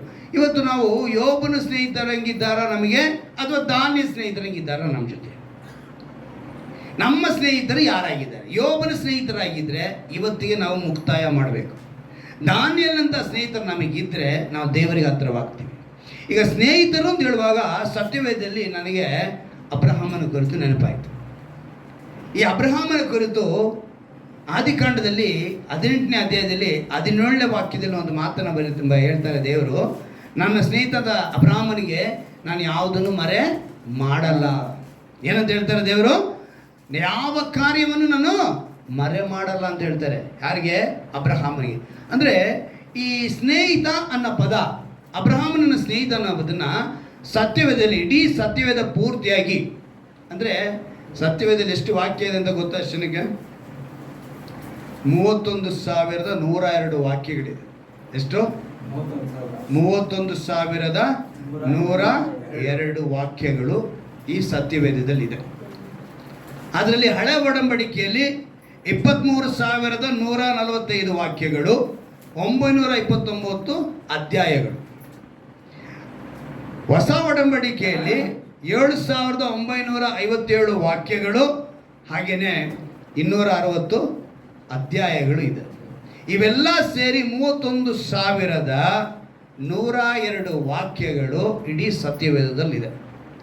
ಈ ಸತ್ಯವೇದದಲ್ಲಿ ಈಗ ನಾವು ಈ 31,000 ವಾಕ್ಯದಲ್ಲಿ 3 ಕಡೆ ಅಬ್ರಹಾಮ ನನ್ನ ಸ್ನೇಹಿತ ಅಂತೇಳಿ ಬರೆಯಲ್ಪಟ್ಟಿದೆ. ಹಲ್ಲೆಲೂಯಾ. ಎಷ್ಟು? 3 ಕಡೆ ಬರೆಯಲ್ಪಟ್ಟಿದೆ. ಮೊದಲನೇದಾಗಿ ಯಾಕೋಬನ ಬರೆದ ಪತ್ರಿಕೆ 2ನೇ ಅಧ್ಯಾಯ. ಹೊಸ ಒಡಂಬಡಿಕೆಯಲ್ಲೇ ನಾವು ತೆಗೆದು ನೋಡೋಣ. ಯಾಕಂತ ಹೇಳಿದ್ರೆ ಈ ಹೊಸ ಒಡಂಬಡಿಕೆಗೂ ಅಬ್ರಹಾಮನ ಕಾಲಕ್ಕೂ ಸುಮಾರು 2,000 ವರ್ಷಗಳ ಕಾಲ ಮುಂದೆ ಇದೆ. ಈಗ ಇಲ್ಲಿ 2ನೇ ಅಧ್ಯಾಯದಲ್ಲಿ 23ನೇ ವಾಕ್ಯವನ್ನು ನಾವು ಗಮನಿಸುವಾಗ, ಯಾಕೋಬನ ಬರೆದ ಪತ್ರಿಕೆ 2:23, ಅಬ್ರಹಾಮನು ದೇವರನ್ನು ನಂಬಿದನು, ಆ ನಂಬಿಕೆ ಅವನ ಲೆಕ್ಕಕ್ಕೆ ನೀತಿಯಿಂದ ಎಣಿಸಲ್ಪಟ್ಟಿತ್ತು ಎಂಬ ಶಾಸ್ತ್ರದ ಮಾತು ನೆರವೇರಿತು ಮತ್ತು ದೇವರ ಸ್ನೇಹಿತನೆಂಬ ಹೆಸರು ಅವನಿಗೆ ಉಂಟಾಯಿತು. ಹಲ್ಲೆಲೂಯಾ. ಏನು ಉಂಟಾಯ್ತು ಅವನಿಗೆ? ದೇವರ ಸ್ನೇಹಿತನು ಅಂತೇಳಿ ಅಬ್ರಹಾಮನಿಗೆ ಉಂಟಾಯ್ತಂತೆ. ಬಾಲ್ಯದಲ್ಲಿ ನಮಗೊಂಥರ ಫ್ರೆಂಡ್ಸ್ ಇರ್ತಾರೆ. ಬಾಲ್ಯದಲ್ಲಿ ಚಿಕ್ಕ ವಯಸ್ಸು, ಯೌವನದಲ್ಲಿ ಒಂದು ಫ್ರೆಂಡ್ಸ್ ಇರ್ತಾರೆ, ಮಧ್ಯದಲ್ಲಿ ಒಂದು ಫ್ರೆಂಡ್ಸ್ ಇರ್ತಾರೆ. ಅಂದರೆ ಬಾಲ್ಯ ಆಯಿತು, ಯೌವನ ಆಯಿತು, ಮದುವೆ ಆಗಿ ಆ ಮಧ್ಯ ಇರ್ತಿತ್ತಲ್ಲ ಆ ಬದುಕು, ಅಲ್ಲಿ ಕೆಲವು ಫ್ರೆಂಡ್ಸ್ ಇರ್ತಾರೆ. ಆಮೇಲೆ ಮುದುಕನಾದ್ಮೇಲೆ, ಸೀನಿಯರ್ ಆದಮೇಲೆ 60 ವಯಸ್ಸಾಗುತ್ತಲ್ಲ, ಆವಾಗ ಒಂಥರ ಫ್ರೆಂಡ್ಸ್ ಇರ್ತಾರೆ. ಸೊ ಎಲ್ಲ ಟೈಮಲ್ಲೂ ಫ್ರೆಂಡ್ಸ್ ಇರ್ತಾರೆ. ನೀವು ಈ ಫ್ರೆಂಡ್ಸ್ ಕುರಿತು ಜ್ಞಾನೋಕ್ತಿಗಳಲ್ಲಿ ಕೂಡ ಬಹಳ ವಿಷಯಗಳು ಬರೆಯಲ್ಪಟ್ಟಿದೆ. ಅದನ್ನೇ ಈ ಸ್ಥಳದಲ್ಲಿ ಈ ಯಾಕೋಬನ ಪತ್ರಿಕೆಯಲ್ಲಿ ಕೂಡ ಆ ಜ್ಞಾನೋಕ್ತಿಗಳಲ್ಲಿ ಏನೆಲ್ಲ ಬರೆಯಲ್ಪಟ್ಟಿದೆ, ಕೆಲವು ಆಲೋಚನೆಗಳು, ಒಳ್ಳೆಯ ವಿಷಯಗಳನ್ನು ಹೇಗೆ ಸೊಲೊಮೋನನು ಬರೆಸಿದಾರೋ ಅದಕ್ಕೆ ಸಮವಾಗಿ ಕಾಣಲ್ಪಡುತ್ತೆ ಈ ಯಾಕೋಬನ ಪತ್ರಿಕೆ. ಅದರಲ್ಲಿ ಕೂಡ ನಾಲಿಗೆ ಕುರಿತು ಬರೆಯಲ್ಪಟ್ಟಿರುತ್ತೆ, ಇದರಲ್ಲಿ ಕೂಡ ನಾಲಿಗೆ ಕುರಿತು ಬರೆಯಲ್ಪಟ್ಟಿದೆ, ಕುಟುಂಬದ ಕುರಿತು ಬರೆಯಲ್ಪಟ್ಟಿರುತ್ತೆ, ಹೇಗೆ ನಾವು ದೇವರೊಂದಿಗೆ ಸೇರಬೇಕು ಅನ್ನೋದನ್ನ ಜ್ಞಾನೋಕ್ತಿಗಳಲ್ಲಿ ಬರೆಯಲ್ಪಟ್ಟಾಗೆ ಈ ಯಾಕೋಬನ ಪತ್ರಿಕೆಯಲ್ಲಿ ನೀವು ಎಷ್ಟರವರೆಗೆ ದೇವರಿಗೆ, ಅಂದರೆ ಸಾಮರ್ಥ್ಯಗಳು ಹಳೆ ಒಡಂಬಡಿಕೆಯಲ್ಲಿ ಹೇಗೋ ಹಾಗೆ ಇದರಲ್ಲಿ ಸಾಮರ್ಥ್ಯಗಳು ಅಂದರೆ KJV ಬೈಬಲು, ಕನ್ನಡದಲ್ಲಿ ಜ್ಞಾನೋಕ್ತಿಗಳು, ಕನ್ಫ್ಯೂಸ್ ಆಗಬೇಡಿ. ಆಮೇಲೆ KJV ಬೈಬಲಲ್ಲಿ ಸಾಮರ್ಥ್ಯಗಳು ಅಂತಾರೆ, ಇದರಲ್ಲಿ ಜ್ಞಾನೋಕ್ತಿಗಳು ಅಂತ ಹೇಳ್ತಾರೆ. ನಮಗೆ ಇವಾಗ ಆ ಜ್ಞಾನೋಕ್ತಿಗಳಿದ್ದಂತೆ ಇಲ್ಲಿ ಕೂಡ ಈ ಯಾಕೋಬನ ಪತ್ರಿಕೆ. ಈ ಯಾಕೋಬನ ಪತ್ರಿಕೆ ಸುಮಾರು 2000 ವರ್ಷಗಳ ಹಿಂದೆನೆ ದೇವರು ತನಗೆ ತಿಳಿಯಪಡಿಸಿದ್ನ ಅವನು ಬರೆದಾನೆ. ಈ ಯಾಕೋಬನ ಯಾರು ಅಂತ ಗೊತ್ತಾ?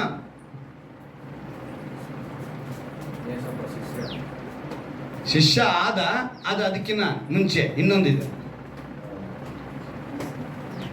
ಯೇಸಪ್ಪನಿಗೆ ಅಂದರೆ ಯೋಸೇಫನಿಗೆ ಮರಿಯಳಿಗೆ ಹುಟ್ಟಿದಂಥ ಮಕ್ಕಳಲ್ಲಿ ಯಾಕೋಬನು ಒಬ್ಬ. ಆ ಯಾಕೋಬನಿದು ಹತ್ರ ಯೋಹಾನನ ಜೊತೆ ಅವನಿಗೂ ತಮ್ಮ ಇದ್ದ. ಆ ಯಾಕೋಬ ಅಲ್ಲ. ಈ ಯಾಕೋಬ ಬಂದ್ಬಿಟ್ಟು ಯೋಸೇಫನಿಗೂ ಮರಿಯಳಿಗೂ ಹುಟ್ಟಿದಂಥವನು. ದೇವರು ಅಬ್ರಹಾಮನನ್ನು, ಅಂದರೆ ಈ ಲೋಕದಲ್ಲಿ ನಮಗೆ ಈಗ ಒಂದು ಫ್ರೆಂಡ್ಸ್ ಬಗ್ಗೆ ನಾನು ಹೇಳ್ತೀನಿ. ಯಾರನ್ನ ಒಂದು ಅಧಿಕಾರದಲ್ಲಿ ಇದ್ದಾರೆ ಅಂತ ಇಟ್ಕೊಳ್ಳೋದು, MLA no MP no MLA no, ಇವ್ರು ಯಾರನ್ನ ಇದ್ಬಿಟ್ರೆ ನಮ್ಗೆ ಎಷ್ಟು ಹೆಮ್ಮೆ ಇರುತ್ತೆ ಗೊತ್ತಾ? ಹೆಮ್ಮೆ ಅಂದರೆ ಗರ್ವ ಜಾಸ್ತಿ ಆಗ್ಬಿಡುತ್ತೆ. ನನಗೆ ಯಾರು ಗೊತ್ತು? MLA ಗೊತ್ತು. ನಮ್ಗೆ ಯಾರು ಗೊತ್ತು? CM ಗೊತ್ತು. ನಮ್ಗೆ ಅವ್ರಿಗೆ ಗೊತ್ತು. ಇನ್ನು ಯಾರನ್ನ ಪೊಲೀಸ್ ಆಫೀಸರು, ಇಲ್ಲ ದೊಡ್ಡ ಲಾಯರು, ಹೀಗೆ ಅಧಿಕಾರದಲ್ಲಿರೋರನ್ನ, ಒಂದು ಉನ್ನತ ಸ್ಥಾನದಲ್ಲಿರೋರನ್ನ ನಮ್ಗೆ ಗೊತ್ತಾಗ್ಬಿಟ್ರೆ ನಾವೇನು ಮಾಡ್ತೀವಿ? ದೊಡ್ಡದಾಗಿ ಹೇಳ್ಕೊಳ್ತೀವಿ. ಇನ್ನು ಯಾರನ್ನ ವಿಜ್ಞಾನಿ ಗೊತ್ತಿದ್ರೆ, ಇನ್ನು ಯಾರೋ ದೊಡ್ಡ ದೊಡ್ಡ ವ್ಯಕ್ತಿಗಳು ನಮ್ಗೆ ಗೊತ್ತಿದ್ರೆ ನಾವೇನು ಮಾಡ್ಕೊಳ್ತೀವಿ? ದೊಡ್ಡ. ಇಲ್ಲಿ ಅಬ್ರಹಾಮನಿಗೆ ಯಾರು ಸ್ನೇಹಿತನಾಗಿದ್ರಂತೆ? ಸೃಷ್ಟಿಕರ್ತನು. ಹಲ್ಲೆಲೂಯಾ. ಆ ರೀತಿಯಾಗಿ ಇವತ್ತು ಸ್ನೇಹಿತರು ಅಂತ ಹೇಳುವಾಗ ಆ ಮಧ್ಯದಲ್ಲಿ ಏನಿರಬಾರ್ದು ಗೊತ್ತಾ? ಭಿನ್ನಾಭಿಪ್ರಾಯ ಇರಬಾರ್ದು. ಏನಿರಬಾರ್ದು? ಭಿನ್ನಾಭಿಪ್ರಾಯ ಇತ್ತು ಅಂತ ಹೇಳಿದ್ರೆ ಅದು ಸ್ನೇಹವೇ ಅಲ್ಲ. ಫ್ರೆಂಡ್ಶಿಪ್ನಲ್ಲಿ ಏನಿರಬಾರ್ದು? ಭಿನ್ನಾಭಿಪ್ರಾಯ ಇರಬಾರ್ದು. ದೇವರು ಅಬ್ರಹಾಮನನ್ನು ಸ್ನೇಹಿತನಾಗಿ ಮಾಡಿಕೊಳ್ಳಲು ಕಾರಣ ಏನಂತ ಇರ್ಬೋದು? ಶ್ರೀಮಂತ ಅಂತಾನ? ದೊಡ್ಡ ಶ್ರೀಮಂತ ಅಂತಾನ? ಅಥವಾ ಅವನ ಹತ್ರ 318 ಕೆಲಸಗಾರರಿದ್ರು. ಎಷ್ಟು ಜನ ಇದ್ರು ಕೆಲಸಗಾರರು? 318 ಕೆಲಸಗಾರರಿದ್ರಂತೆ. ನಮ್ಮಲ್ಲಿ ಇವತ್ತು 3 ಜನ ಇದ್ಬಿಟ್ರೆ ನಮ್ಮನ್ನು ಕೈಲಿ ಹಿಡಿಯೋಕ್ಕಾಗಲ್ಲ. ಎಷ್ಟು ಜನ ಇದ್ರೆ? 3 ಜನ ಇದ್ರೇ. ಅಥವಾ ಅವನು ಎತ್ತರಕ್ಕಿದ್ದ, ಅದ್ನವಾಗಿದ್ದಂತಾನ? ಕಾರಣ ಏನು ಅಂತೇಳಿ ಅಂದರೆ ಈ ವಾಗ್ದಾನನ ನೋಡುವಾಗ 15ನೇ ಅಧ್ಯಾಯದಲ್ಲಿ 15ನೇ ವಾಕ್ಯ ಓದಿ. ಯಾರು? ಯೋಹಾನ ಬರೆದ ಸುವಾರ್ತೆ 15ನೇ ಅಧ್ಯಾಯದಲ್ಲಿ 15ನೇ ವಾಕ್ಯನ ಓದಿ. ಅಲ್ಲಿ ಒಂದು ಮಾತು ಬರೆಯಲ್ಪಟ್ಟಿದೆ. ಏನಂತ ಹೇಳೋದಿಲ್ಲಂತೆ ದೇವರು ನಮ್ಮನ್ನ ಆಳುಗಳು ಅನ್ನೋದಿಲ್ಲ.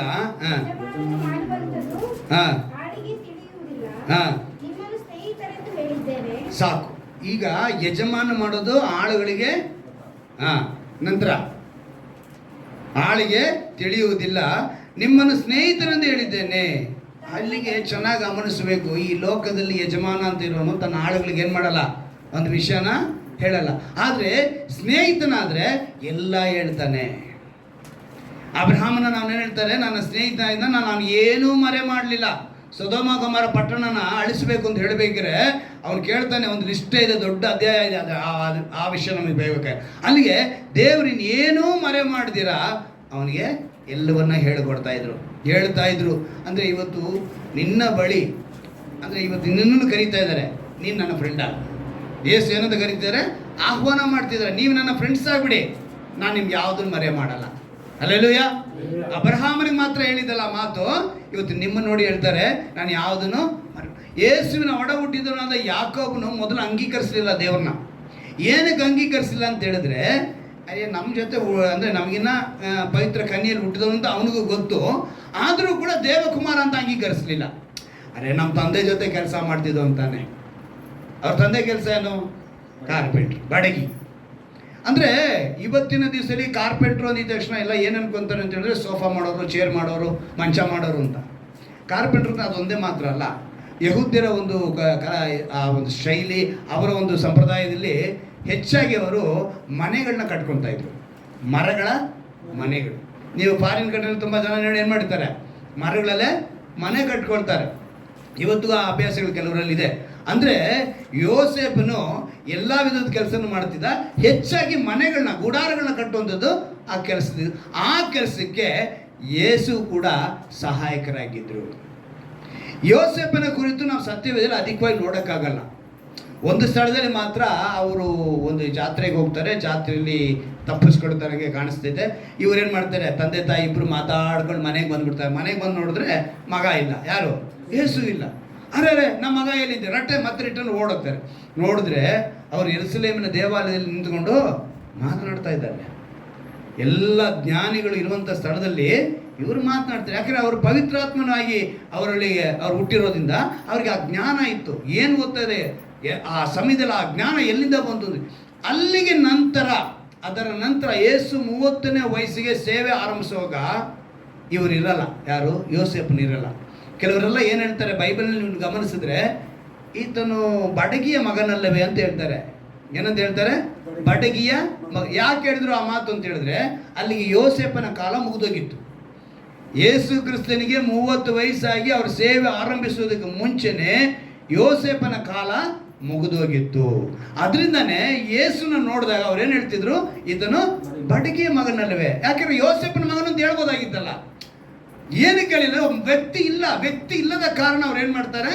ಇವನು ಬಡಗಿಯ ಮಗನಲ್ಲವೇ ಅಂತ ಹೇಳಿದ್ರು. ಅಲ್ಲಿಗೆ ಯೇಸು ತನ್ನ ಜೊತೆಗಿದ್ದಾಗ ಅವರಿಗೆ ಆ ಊರಲ್ಲಿ ಅವರ ಮನೆಯಲ್ಲಿ ಏನಿಲ್ಲ, ಬೆಲೆ ಇರಲಿಲ್ಲ. ಇವತ್ತು ಕೆಲವು ಮನೆಗಳಲ್ಲಿ ಹಂಗೇನೆ, ಸೇವಕರಿಗೆ ಅವ್ರ ಮನೆಯಲ್ಲಿ ಅವ್ರ ಕುಟುಂಬದಲ್ಲಿ ಬೆಲೆ ಕೊಡಲ್ಲ. ಅವ್ರ ಮನೆಯಲ್ಲೇ ಒಂದು ಪ್ರೇಯರ್ ನಡೆಸಬೇಕಾದ್ರೆ ಯಾರೋ ಬೇರೆ ಸೇವಕರನ್ನು ಕರ್ಕೊಂಡ್ಬರ್ತಾರೆ. ಅವ್ರ ಮನೆಯಲ್ಲಿರೋ ಸೇವಕನ ಅವ್ರು ಕರೆಯಲ್ಲ. ಅಂಥ ಒಂದು ಇದು ಆವತ್ತಿನ ದಿವಸದಲ್ಲೇ ಪ್ರವಾದಿಗೆ ಸ್ವಂತ ಊರಲ್ಲಿ ಏನಿಲ್ಲ, ಬೆಲೆ ಇಲ್ಲ ಅಂತೇಳಿ ಯೇಸು ಕ್ರಿಸ್ತನ ಹೇಳ್ತಾರೆ. ಅಲ್ಲಿಗೆ ಇವು ಯಾವಾಗ ಯೇಸು ಸತ್ತು ಉಣಲ್ಪಟ್ಟು ಜೀವಂತವಾಗಿ ಎದ್ರು, ಅವರು ಬದುಕಿದಾಗ ಏನೇನು ಹೇಳಿದ್ರು ಅವೆಲ್ಲವೂ ನೆರವೇರ್ತೋ, ಆಗ ಯಾಕೋಬು ಸ್ಟ್ರಾಂಗ್ ಬಿಲೀವರ್ ಆಗಿಬಿಡ್ತಾನೆ. ಅವನು ಸ್ಟ್ರಾಂಗ್ ಬಿಲೀವರ್ ಆಗಿದ್ದ ತಕ್ಷಣ, ಒಳ್ಳೆ ವಿಶ್ವಾಸ ಆಗಿದ್ದ ತಕ್ಷಣ ಅವನೇನು ಮಾಡ್ತಾನೆ? ಈ ಪತ್ರಿಕೆನ ಬರೀತಾನೆ. ಹಳೆ ಒಡಂಬಡಿಕೆಯಲ್ಲಿ ಅದಕ್ಕೆ ಹೇಳಿದ್ರು, ಜ್ಞಾನಗಳು ಹೇಗಿದೆಯೋ ಹಾಗೆ ಈ ಯಾಕೋಬನ ಪತ್ರಿಕೆ ಸಮವಾಗಿದೆ. ಅಬ್ರಹಾಮನ ರಕ್ಷಣೆ ಹೊಂದಿದ್ದು ನಂಬಿಕೆಯಿಂದ, ಕ್ರಿಯೆಗಳಿಂದ ಇಲ್ಲ. ಅರ್ಥ ಮಾಡ್ಕೊಳ್ಳಿ, ಕ್ರಿಯೆಗಳಿಂದಲೇ ಯಾರಿಗೂ ರಕ್ಷಣೆ ಸಿಗಲ್ಲ. ನಾನು ಕಳೆದ ದಿವಸದಲ್ಲೇ ಹೇಳಿದ್ದೀನಿ, ನಾನು 10,000 ಮಾಡಿದೆ, ಈ ಇಷ್ಟು ಕಟ್ಟಿದೆ, ಅನ್ನದಾನ ಮಾಡಿದೆ ಅಂತ ಹೇಳಿದ್ರೆ ರಕ್ಷಣೆ ಹೊಂದಕ್ಕಾಗಲ್ಲ. ರಕ್ಷಣೆ ಎಲ್ಲಿಂದ ಬರಬೇಕು? ಯೆಹೋವನಿಂದಲೇ ಬರೆಯರು. ಅಂದರೆ ಅವರೆಲ್ಲ ಹೇಗೆ ರಕ್ಷಣೆ ಹೊಂದಿದ್ರು ಹಳೆ ಒಡಂಬಡಿಕೆಯಲ್ಲಿ ಅಂತ ಹೇಳಿದ್ರೆ, ಅನೇಕ ವಿಷಯಗಳನ್ನು ಹಳೆ ಒಡಂಬಡಿಕೆಯಲ್ಲಿ ಮುಂದೆ ಒಬ್ಬ ರಕ್ಷಕನು ಬರ್ತಾನೆ ಅಂಥೇಳಿ ಪ್ರವಾದಿಗಳ ಮೂಲಕ ವಿಷಯಗಳನ್ನ ಹೇಳಿದ್ರು. ಯಾರ್ಯಾರು ಆ ವಿಷಯಗಳನ್ನ ಅಂಗೀಕರಿಸಿ ನಂಬಿಕೆ ಇಟ್ಟರೋ ಅವರಿಗೆ ಆ ನಂಬಿಕೆಯಿಂದ ಅವ್ರು ರಕ್ಷಣೆ ಹೊಂದರು. ಹಲ್ಲೆಲೂಯ. ನಂಬಿಕೆ ಯಾರಿಗೆ? ಅಬ್ರಹಾಮನಿಗಿದ್ದು, ಆ ಅಬ್ರಹಾಮನು ಆ ನಂಬಿಕೆಯಿಂದಲೇ ಏನಾಗ್ತಾನೆ? ರಕ್ಷಣೆ. ಈಗ ನಾವೆಲ್ಲ ಏನು ಮಾಡಿದ್ವಿ? ಹಿಂದಕ್ಕೆ ನೋಡ್ತೀವಿ. ಅವರು ಮುಂದೆ ನೋಡಿದ್ರು, ಮುಂದೆ ಆಗಲಿರುವಂಥ ರಕ್ಷಣೆ ಕುರಿತು, ಆ ರಕ್ಷಕನ ಕುರಿತು ನಂಬಿಕೆ ಇಟ್ಟ ಕಾರಣ ಅವರು ರಕ್ಷಣೆ ಹೊಂದಿದ್ರು. ಈಗ ನಾವೆಲ್ಲ ನಮ್ಮ ಹಿಂದೆ ಒಬ್ಬ ರಕ್ಷಕನು ನಮಗೆ ಹುಟ್ಟಿದ 2000 ವರ್ಷಗಳಿಂದ ಹುಟ್ಟಿದ್ರು, ಅವ್ರು ನಮಗೋಸ್ಕರ ಸತ್ತು ಉಣಲ್ಪಟ್ಟು ಜೀವಂತವಾಗಿದ್ರು ಅಂತ ತಿಳಿದುಕೊಂಡ ಮೇಲೆ ಈಗ ನಾವೆಲ್ಲ ರಕ್ಷಣೆ ಹೊಂದಿದ್ದೀವಿ. ಹಲ್ಲೆಲೂಯ. ಎಷ್ಟೇ ವ್ಯತ್ಯಾಸ ಹಳೆ ಒಡಂಬಡಿಕೆಗೂ ಹೊಸ ಒಡಂಬಡಿಕೆಗೂ. ಈ ವ್ಯತ್ಯಾಸ ತಿಳ್ಕೊಂಡು ಈ ಸತ್ಯವೇದದಲ್ಲಿ ಈ ಅಬ್ರಹಾಮನನ್ನ 3 ಕಡೆ ಬರೆಸಿದ್ದಾರೆ ದೇವರು, ಸ್ನೇಹಿತರಂತ ಹೇಳಿ ಬರೆಸಿದ್ದಾರೆ. ಮೊದಲನೇದು 1 ಪೂರ್ವಕಾಲ ವೃತ್ತಾಂತ 20ನೇ ಅಧ್ಯಾಯ 7ನೇ ವಾಕ್ಯ. 1 ಪೂರ್ವಕಾಲ ವೃತ್ತಾಂತ 2 ಪೂರ್ವಕಾಲ ವೃತ್ತಾಂತ 20ನೇ ಅಧ್ಯಾಯ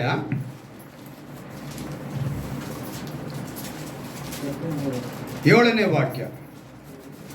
ನಮ್ಮ ದೇವರಾದ ನೀನು ನಿನ್ನ ಪ್ರಜೆಗಳಾದ ಇಸ್ರಾಯೇಲರ ಎದುರಿನಿಂದ ಈ ದೇಶದ ನಿವಾಸಿಗಳನ್ನು ಹೊರಡಿಸಿ ದೇಶವನ್ನು ನಿನ್ನ ಸ್ನೇಹಿತನಾದ ಅಬ್ರಹಾಮನ ಸಂತತಿಯವರಿಗೆ ಶಾಶ್ವತವಾಗಿ. ಎಲ್ಲಿ ಏನಂತ ಬರೆಯಲ್ಬಿಟ್ಟಿದೆ? ನಿನ್ನ ಸ್ನೇಹಿತನಾದ ಅಬ್ರಹಾಮನ ಸಂತಾನದವರಿಗೆ ಏನಂತ ಹೇಳಿದ್ದಾರೆ? ಶಾಶ್ವತ ನಿವಾಸ ಸ್ಥಾನ ಸ್ವಾಸ್ಥ್ಯವಾಗಿ ಕೊಟ್ಟಿಯಲ್ಲ. ಅಲ್ಲಿಗೆ ಈ ಪೂರ್ವಕಾಲ ವೃತ್ತಾಂತದಲ್ಲಿ ಇಲ್ಲಿ ಒಂದು ಘಟನೆ ನಡೀತಾ ಇದೆ. ಯೆಹೋಷಾಫಾಟನಿಗೆ ವಿರೋಧವಾಗಿ ಮೋವಾಬ್ಯರು, ಅಮೋನಿಯರು, ಮೆಗೂನಿಯರು ಅಂತೇಳಿ ಯುದ್ಧಕ್ಕೆ ಬಂದ್ಬಿಡ್ತಾರೆ. ಯಾರ್ಯಾರು ಬರ್ತಾರೆ? ಮೋವಾಬ್ಯರು, ಅಮೋನಿಯರು, ಮೆಗೂನಿಯರು ಅಂತ ಹೇಳಿದ್ರೆ ಇವರು ಒಂಥರ ಗೊರಿಲ್ಲ ಗೊತ್ತಾ? ಆ ಕ್ಯಾರೆಕ್ಟರು ಹೆಂಗಂದ್ರೆ ಹೆಂಗೆ ಬಾರ್ಸ್ ಬಿಸಾಕ್ಬಿಡ್ತಾರೆ, ಜನರ ಮೇಲೆ ಬಿದ್ದು ಬಿಡ್ತಾರೆ. ಅಂದರೆ ಅವರಿಗೆ ಮುಖ ದಾಕ್ಷಿಣ್ಯ, ಕರುಣೆ, ದಯೆ ಏನೂ ಇರಲ್ಲ. ಅಂಥ ಕ್ಯಾರೆಕ್ಟರ್ ಇರೋರು ಯಾರು? ಈ ಮೋವಾಬ್ಯರು, ಇಲ್ಲ ಮೆಗೂನಿಯರು ಅಂತೇಳಿ. ಇವರೇ ಮಧ್ಯದಲ್ಲಿ ಇವರೆಲ್ಲ ಸೇರಿಕೊಂಡು ಯೆಹೋಷಾಫಾಟನಿಗೆ ವಿರೋಧವಾಗಿ ಯುದ್ಧ ಮಾಡಬೇಕು ಅಂತ ಬರ್ತಾರೆ. ಆಗ ಯೆಹೋಷಾಫಾಟನು, 3ನೇ ವಾಕ್ಯ ನೋಡಿ, ಯೆಹೋಷಾಫಾಟನು ಎದುರಿ ಯೆಹೋವನನ್ನೇ ಆಶ್ರಯಿಸಿಕೊಳ್ಳಬೇಕೆಂದು ನಿರ್ಣಯಿಸಿಕೊಂಡು, ಯಾರನ್ನ ಹೇಳಬೇಕು? ಯೆಹೋವನನ್ನೇ ನಿರ್ಣಯಿಸಿಕೊಂಡು ಏನು ಮಾಡ್ತಾನೆ? ಯಹೂದ್ಯರು ಉಪವಾಸ ಮಾಡಬೇಕೆಂದು ಪ್ರಕಟಿಸ್ತಾನೆ.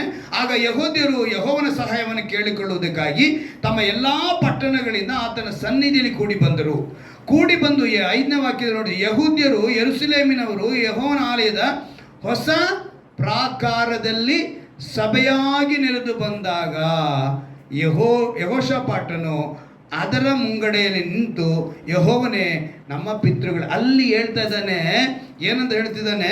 ನಮ್ಮ ದೇವರಾದ ನೀನು ನಿನ್ನ ಪ್ರಜೆಗಳಾದ ಇಸ್ರಾಯೇಲರ ಎದುರಿನಿಂದ ಈ ದೇಶದ ನಿವಾಸನ ಹೊರಡಿಸಿ ದೇಶವನ್ನು ನಿನ್ನ ಸ್ನೇಹಿತರಾದ ಅಬ್ರಹಾಮನ ಸಂತಾನದವರಿಗೆ ಶಾಶ್ವತ ಸ್ವಾಸ್ಥ್ಯವಾಗಿ ಕೊಟ್ಟಿಯಲ್ಲ.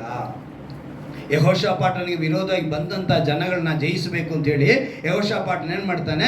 ನನಗೆ ಯೆಹೋವನೊಬ್ಬನೇ ಆಶ್ರಯ ಅಂತ ನಿರ್ಣಯಿಸ್ಕೊಳ್ತಾನೆ. ತನ್ನ ಪ್ರಜೆಗಳಿಗೆ ಹೇಳ್ತಾನೆ, ಎಲ್ಲರನ್ನು ಉಪವಾಸಕ್ಕೆ ಕರೀತಾನೆ. ಎಲ್ಲರೂ ಉಪವಾಸ ಬರ್ತಾರೆ. ಉಪವಾಸ ಮಾಡಿಕೊಂಡು ಎಲ್ಲರೂ ಏನು ಮಾಡ್ತಾರೆ? ಅಲ್ಲಿ ಏನು ಮಾಡ್ತಾನೆ? ಹೊಸ ಪ್ರಾಕಾರ ಅಂತ ಬರೆಯಲ್ಪಟ್ಟಿದೆ. ಈ ಹೊಸ ಪ್ರಾಕಾರ ಇವತ್ತು ನಿನಗೂ ನನಗೂ ಇರುವಂಥ ಮಾನಸಾಂತರದ ಗುರುತಾಗಿದೆ. ಅವನು ಏನು ಮಾಡ್ದ? ಮಾನಸಾಂತರ ಹೊಂದಿದವನಾಗಿ ದೇವರೊಬ್ಬರೇ ಅಂತೇಳಿ ನಿಂತ್ಕೊಂಡು ನಿನ್ನ ಫ್ರೆಂಡ್ಗೆ ಹೇಳ್ದೆಯಲ್ಲ, ಅಬ್ರಹಾಮನಿಗೆ, ಅದನ್ನು ನೆನೆಸ್ಕೊಂಡು ನಮ್ಮನ್ನು ಕಾಪಾಡು ಅಂತ ಕೇಳ್ತಿದ್ದಾನೆ. ಹಲ್ಲೆಲೂಯ. ಯೆಹೋಷಾಫಾಟನು ಈ ರೀತಿಯಾಗಿ ಅಲ್ಲಿ ನಡೆದಂಥ ಸಮಯದಲ್ಲಿ ಅವನು ಹೇಳ್ತಾನೆ.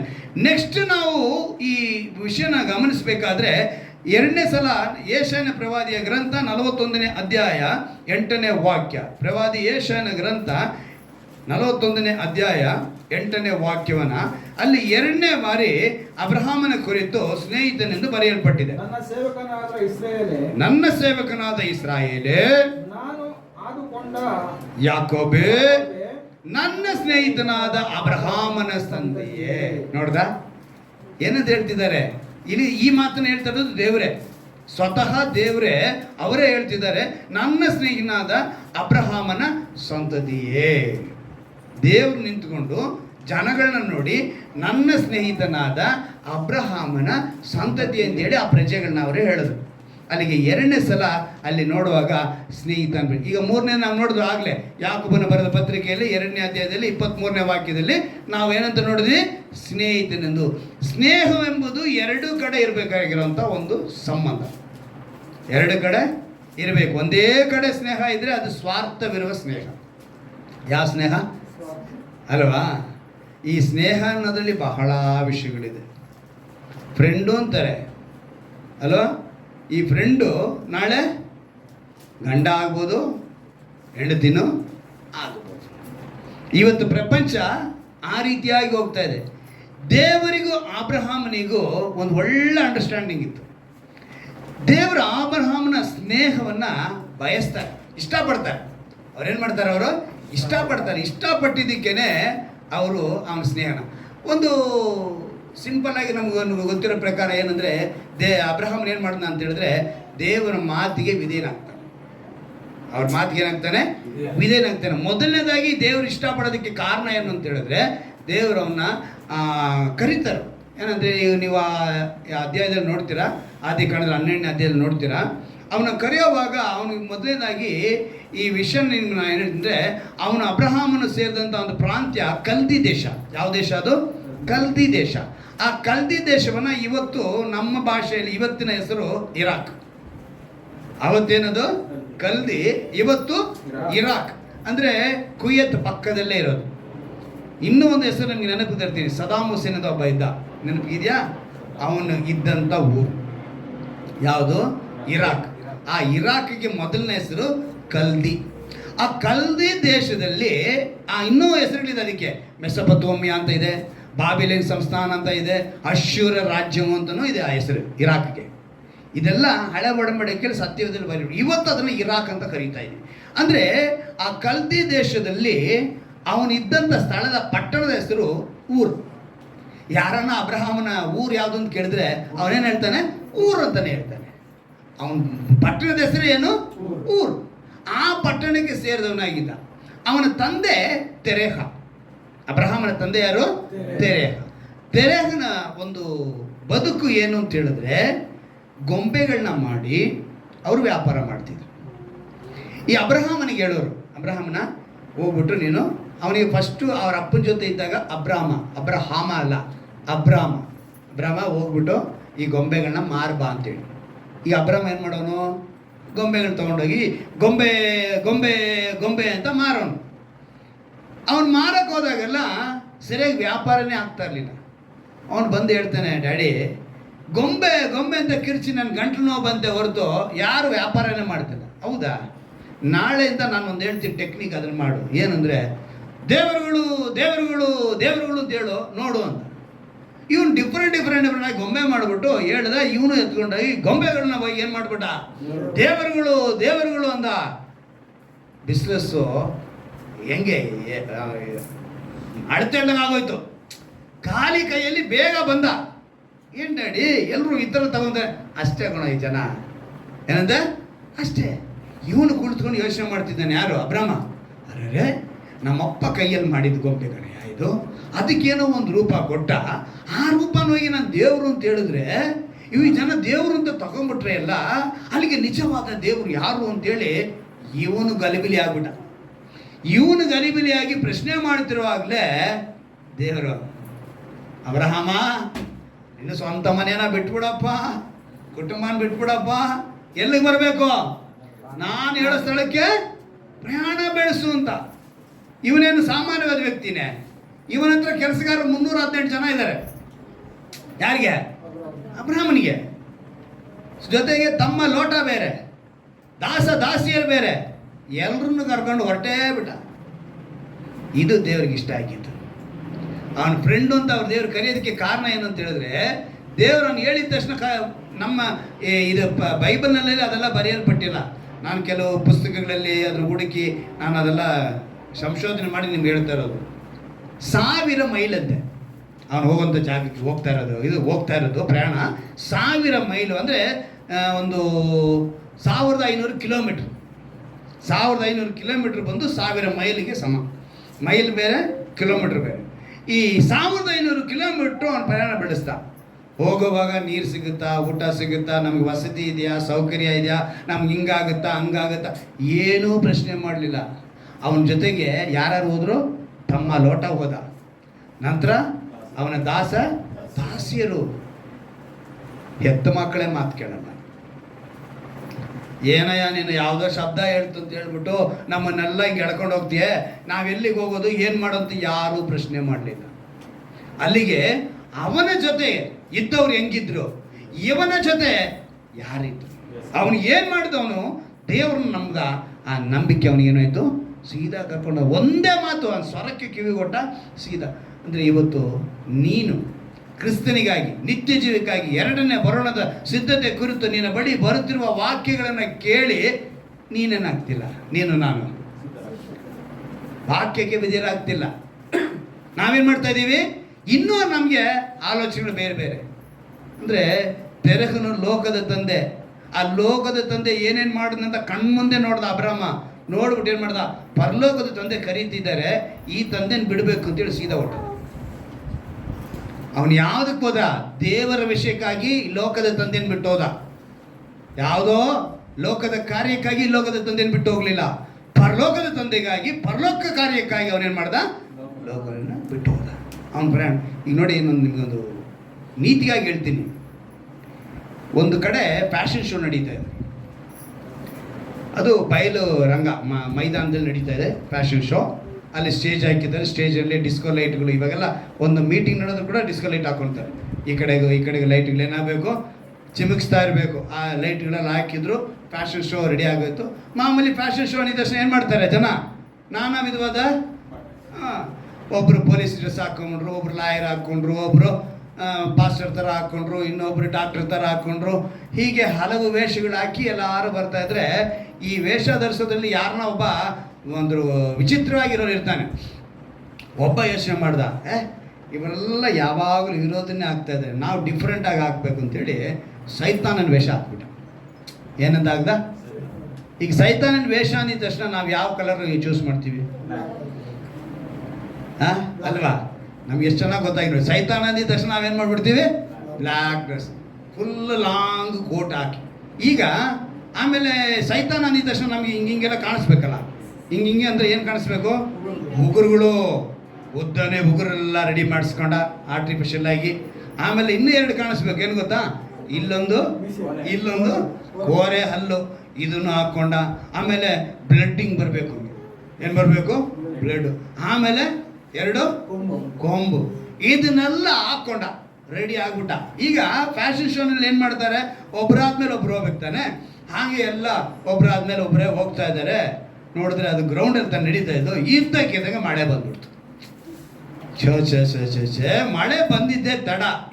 ಸ್ಟೇಜಲ್ಲಿ ಇದ್ದವರೆಲ್ಲ ಏನು ಮಾಡಿದ್ರು? ಹೊರ್ಟೋದ್ರು. ಇಲ್ಲಿ ಜನ ನೋಡ್ತಿದ್ರಲ್ಲ, ಇವರು ಎಲ್ಲ ಹೊರ್ಟೋದ್ರು. ಮಳೆ ಬಂದ್ಬಿಡ್ತು ಜೋರಾಗಿ. ಹೋಗಿ ಅವ್ರವ್ರಿಗೆ ಎಲ್ಲೆಲ್ಲಿ ಮಳೆ ನೀರನ್ನ ನೆನಿಬಾರ್ದು ಅಂತೇಳಿ ನಿಂತ್ಕೋಬೇಕು, ಅಲ್ಲಾಗಿ ನಿಂತ್ಕೊಂಡ್ರು. ಇವನು ಓಡೋದ. ಯಾರು? ಸೈತಾನ. ಇದೇ ಡ್ರೆಸ್ಸೆಲ್ಲ ಓಡೋಗ್ತಿದ್ದಾನೆ. ಇನ್ನು ಮೇಕಪ್ ಎಲ್ಲ ಮಾಡಿದಾಗ ಏನಾಗ್ಬಿಡುತ್ತೆ? ಮಳೆ ನೀರು ನೆಂದೋದ್ರೆ ಅಳ್ದೋಗುತ್ತೆ ಅಂದ್ಬಿಟ್ಟು ಇವನು ಅದೇ ಡ್ರೆಸ್ಸಲ್ಲೇ ಹೋದ. ಇವನಿಗೆ ಸಿಕ್ಕಿದ ಜಾಗ ಒಂದು ಚರ್ಚ್. ಯಾವುದು? ಚರ್ಚ್. ಚರ್ಚಲ್ಲಿ ಇದೇ ಥರ ಒಬ್ಬರು ಪಾಸ್ಟರ್ ನಿಂತ್ಕೊಂಡು ಸೈತಾನನು ಹೀಗಿದ್ದಾನೆ, ಸೈತಾನನು ಹಾಗಿದ್ದಾನೆ, ಅವನ ಕುತಂತ್ರಗಳು ಹಾಗಿದೆ, ಇವನ ಕುತಂತ್ರಗಳು ಹಾಗಿದೆ ಅಂತ ಹೇಳಿದ್ರೆ ಹಿಂಗೆ ನೋಡ್ತಿದ್ರೆ ಬಾಗಿಲಲ್ಲಿ ಸೈತಾನ ಬಂದು ನಿಂತ್ಬಿಟ್ಟವನೆ. ಯಾರು? ಇವನ್ ಡ್ರೆಸ್ ಸಮೇತ ಬಂದು ನಿಂತ್ಬಿಟ್ಟವನೆ. ಪಾಸ್ಟರ್ಗೆ ಹೃದಯ ಇಲ್ಲಿಂದ ಕೆಳಗಡೆ ಜಾರಿ ಕೆಳಗೆ ದಬಾರಂದ ಬಿದ್ದೋದಂಗೆ ಆಗೋಯ್ತು. ಏನಾಗೋಯ್ತು? ಅಯ್ಯೋಯ್ಯೋ, ಏನೋ ಒಂದು ಮಾತಿಗೆ ಹೇಳಿದ್ನಪ್ಪ, ಹಿಂಗೆ ಬಂದು ನಿಂತ್ಬಿಡೋಣ ಇವನು ಸೈತಾನ ಅಂತೇಳಿ. ಅಲ್ಲಿಂದ ಅಲ್ಲೇ ಪಾಸ್ಟರು, ನನಗೆ ಕೆಲವು ಏನೋ ಒಂದು ಸ್ವಲ್ಪ ತಡೆಗಳು ಉಂಟಾಗಿದೆ, ನಾನು ಹೋಗಿ ಬರ್ತೇನೆ ಅಂತೇಳಿ ಪಾಸ್ಟರ್ ಹೊಟ್ಟೋಗ್ಬಿಟ್ರು. ಈ ಪಾಸ್ಟರ್ನೇ ಗಮನಿಸ್ತಾ ಇರೋರು ಕೆಲವರು ಇರ್ತಾರೆ. ಯಾರು ಗೊತ್ತಾ? ಸಭೆಯಲ್ಲಿ ಮೂಪರುಗಳು, ಅಂದರೆ ಹಿರಿಯರುಗಳು. ಇವರು ಈ ಪಾಸ್ಟರ್ ನಾವು ಎಷ್ಟು ಸಲ ಹೇಳ್ತೀನಿ ಏನು ಮೆಸೇಜ್ ಕೊಡ್ಬೇಕು. ಈಗ ನೋಡಿ, ಅನಾವಶ್ಯಕವಾಗಿ ಅವನು ಬಂದು ನಿಂತ್ಕೊಂಡ್ಬಿಟ್ಟ. ಯಾರು? ಸೈತಾನ ಬಂದು ನಿಂತ್ಕೊಂಡ್ಬಿಟ್ಟ ಅಂತೇಳಿ ಅವ್ರೇನು ಮಾಡಿದ್ರು? ಇನ್ನೊಂದು ಭಾಗದಿಂದ ಅವ್ರು ಹೊಟ್ಟೋದ್ರು. ಅರೆ ಪಾಸ್ಟರ್ ಒಂದ್ ಕಡೆ ಹೋದ್ರು, ಹಿರಿಯರುಗಳು ಹಿಂಗೆ ಹೋಗ್ಬಿಟ್ರು. ಏನು ಅಂತೇಳಿ ಇವ್ರು ನೋಡಿದ್ರೆ ಅಯ್ಯೋಯ್ಯೋ ಇವನು ಬಂದ್ಬಿಟ್ಟವನ, ನಮ್ಮ ಪಾಸ್ಟರ್ಗೆ ಸ್ವಲ್ಪನೂ ಜ್ಞಾನನೇ ಇಲ್ಲ, ಎಲ್ಲೋ ಇದ್ದನನ್ನ ಕರ್ಕೊಂಡ್ಬಂದು ನಾವು ಸಭೆಯನ್ನು ನಿಲ್ಲಿಸ್ಬಿಟ್ಟವ್ರು ನೋಡು ಅಂತೇಳಿ ಇವರೆಲ್ಲ ಏನು ಮಾಡಿದ್ರು? ಎದ್ದು ಹೋಗ್ಬಿಟ್ರು. ಒಂದೇ ಒಂದು ಹುಡುಗಿ ಕುಂತಿದ್ದೆ. ಅರೆ ಏನಿದು? ಸೈತಾನ್ ನೋಡ್ತಾನೆ, ಏನಕ್ಕೆ ಇವರೆಲ್ಲ, ಇವನಿಗೆ ಏನು ಅರ್ಥ ಆಗ್ತಿಲ್ಲ. ಇವನು ಸುಮ್ಮನೆ ವೇಷ ಬಾಗಿಲೆಲ್ಲ ಹಿಂಗೆ ನಿಂತಿದ್ದಾನೆ ಪಾಪ ಸ್ಟ್ಯಾಂಡಿಂಗಲ್ಲಿ. ಇವನು ಸ್ಟ್ಯಾಂಡಿಂಗಲ್ಲಿ ನಿಂತಿರೋದನ್ನ ಪಾಸ್ಟರ್ ನೋಡಿ ಓಡೋದ್ರು, ಹಿರಿಯರು ಹೋದ್ರು, ವಿಶ್ವಾಸಿಗಳು ಎದ್ದು ಹೋಗ್ಬಿಟ್ರು. ಇವನು ಅರ್ಥ ಆಗ್ದಿರ ಅರೆ ಪಾಪ ಆ ಏನೋ ಸಮಸ್ಯೆ ನಡೆದಿದೆ ಸಭೆಯಲ್ಲಿ, ಎಲ್ಲರೂ ಅದಕ್ಕೆ ಎದ್ದು ಓಡೋಗ್ತಿದ್ದಾರೆ. ನಾವು ಈ ಹುಡುಗಿಗೆ ಸಹಾಯ ಮಾಡೋಣ ಅಂತೇಳಿ ಇವನು ಹತ್ರ ಹೋದ. ಯಾರಿಗೆ? ಹುಡುಗಿಗೆ. ಅವಳು ಇದ್ಕೊಂಡು ಅಯ್ಯೋಯ್ಯೋ ಅಣ್ಣ ನಾನು ನಿಮ್ಮವನೇ ನನಗೆ ಇವತ್ತೇ ಯಾರೋ ನನ್ನ ಕರ್ಕೊಂಬಂದ್ರು ಚರ್ಚಿಗೆ, ಅದಕ್ಕೆ ನಾನು ಬಂದಿದ್ದು. ಖಂಡಿತವಾಗಲೂ ನೀವೇ ನಮ್ಮ ದೇವರು, ನೀವೇ ನಿಮ್ಮನ್ನೇ ನಾನು ಆರಾಧಿಸು ಅಂತೇಳಿ ಇವನಿಗೆ ಏನೂ ಗೊತ್ತಿಲ್ದಂಗೆ ನಿಂತ್ಕೊಂಡು. ಇವತ್ತಿನ ಪ್ರಪಂಚ ಹೀಗೇ ಇರೋದು. ವಾಕ್ಯ ಕೇಳಿದ್ದಾರೆ, ಅವನು ಬಂದೆ ಮಾತ್ರ ದೇವರ ಬಿಟ್ಟು ಓಡೋಗ್ತಾರೆ. ದೇವರಲ್ಲಿ ಜೊತೆಯಾಗಿರಲ್ಲ, ದೇವರಲ್ಲಿ ನೆಲೆಗೊಳ್ಳಲ್ಲ. ಇವತ್ತಿನ ಪರಿಸ್ಥಿತಿ ನೋಡಿ. ಅವತ್ತಿನ ದಿವಸದಲ್ಲಿ ಯಾರ್ಯಾರು ಹೇಗೆಲ್ಲ ಬದುಕಿದ್ರು ಅಂತೇಳಿ ನೋಡುವಾಗ ರಕ್ಷಣೆ ಕುರಿತು ನಾನು ಹೇಳ್ತೀನಿ. ಅಂದರೆ ದೇವರ ಜೊತೆಗೆ, ದೇವರ ಕುರಿತು ವೈರಾಗ್ಯ ಇರಬೇಕು. ನೀವು ಅಪೊಸ್ತಲ ಕೃತ್ಯಗಳು 8ನೇ ಅಧ್ಯಾಯದಲ್ಲಿ 26ನೇ ವಾಕ್ಯದಲ್ಲಿ ಒಂದು ವಿಷಯ ನಡೆದಿದೆ, ಅದನ್ನು ಅಂಶ ಹೇಳ್ತೀನಿ, ಚೆನ್ನಾಗಿ ಕೇಳಿ. ಐಥಿಯೋಪಿಯಾ ದೇಶಕ್ಕೆ ಸೇರಿದವನು ಖಜಾನೆಯ ಮೇಲ್ವಿಚಾರಕನಾದಂಥ ಒಬ್ಬ ವ್ಯಕ್ತಿ. ಅವನು ಆ ಸಮಯದಲ್ಲಿ ಆ ಊರಿಗೆ ಬಂದಿರ್ತಾನೆ. ಅಲ್ಲಿಗೆ ಬಂದಾಗ ಅಲ್ಲಿ ಅಧ್ಯಾಯ ತೆಗೆದುಕೊಳ್ಳಿ, ಅಪೊಸ್ತಲ ಕೃತ್ಯಗಳು 8ನೇ ಅಧ್ಯಾಯ 26ನೇ ವಾಕ್ಯವನ್ನು ಗಮನಿಸುವಾಗ, ಕರ್ತನ ದೂತನು ಫಿಲಿಪ್ಪನಿಗೆ, ನೀನು ಎದ್ದು ದಕ್ಷಿಣದ ಕಡೆಗೆ ಯೆರೂಸಲೇಮಿನಿಂದ ಗಾಜಕ್ಕೆ ಹೋಗುವ ದಾರಿಯಲ್ಲಿ ಹೋಗು, ಅವನ ಅಡವಿ ಎಂದು ಹೇಳಿದನು. ಅವನು ಎದ್ದು ಹೊರಟು ಹೋದನು. ಹೋಗುತ್ತಿರುವಾಗ ಐಥಿಯೋಪ್ಯ ದೇಶದ ಒಬ್ಬ ಮನುಷ್ಯನ ಕಂಡನು.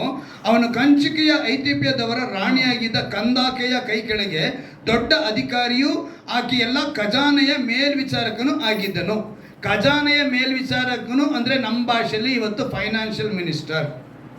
ಯಾರವರು? Financial minister. ಇವತ್ತು ನಮ್ಮ ಫೈನಾನ್ಷಿಯಲ್ ಮಿನಿಸ್ಟರ್ ಯಾರು? ನಿರ್ಮಲಾ ಸೀತಾರಾಮನ್.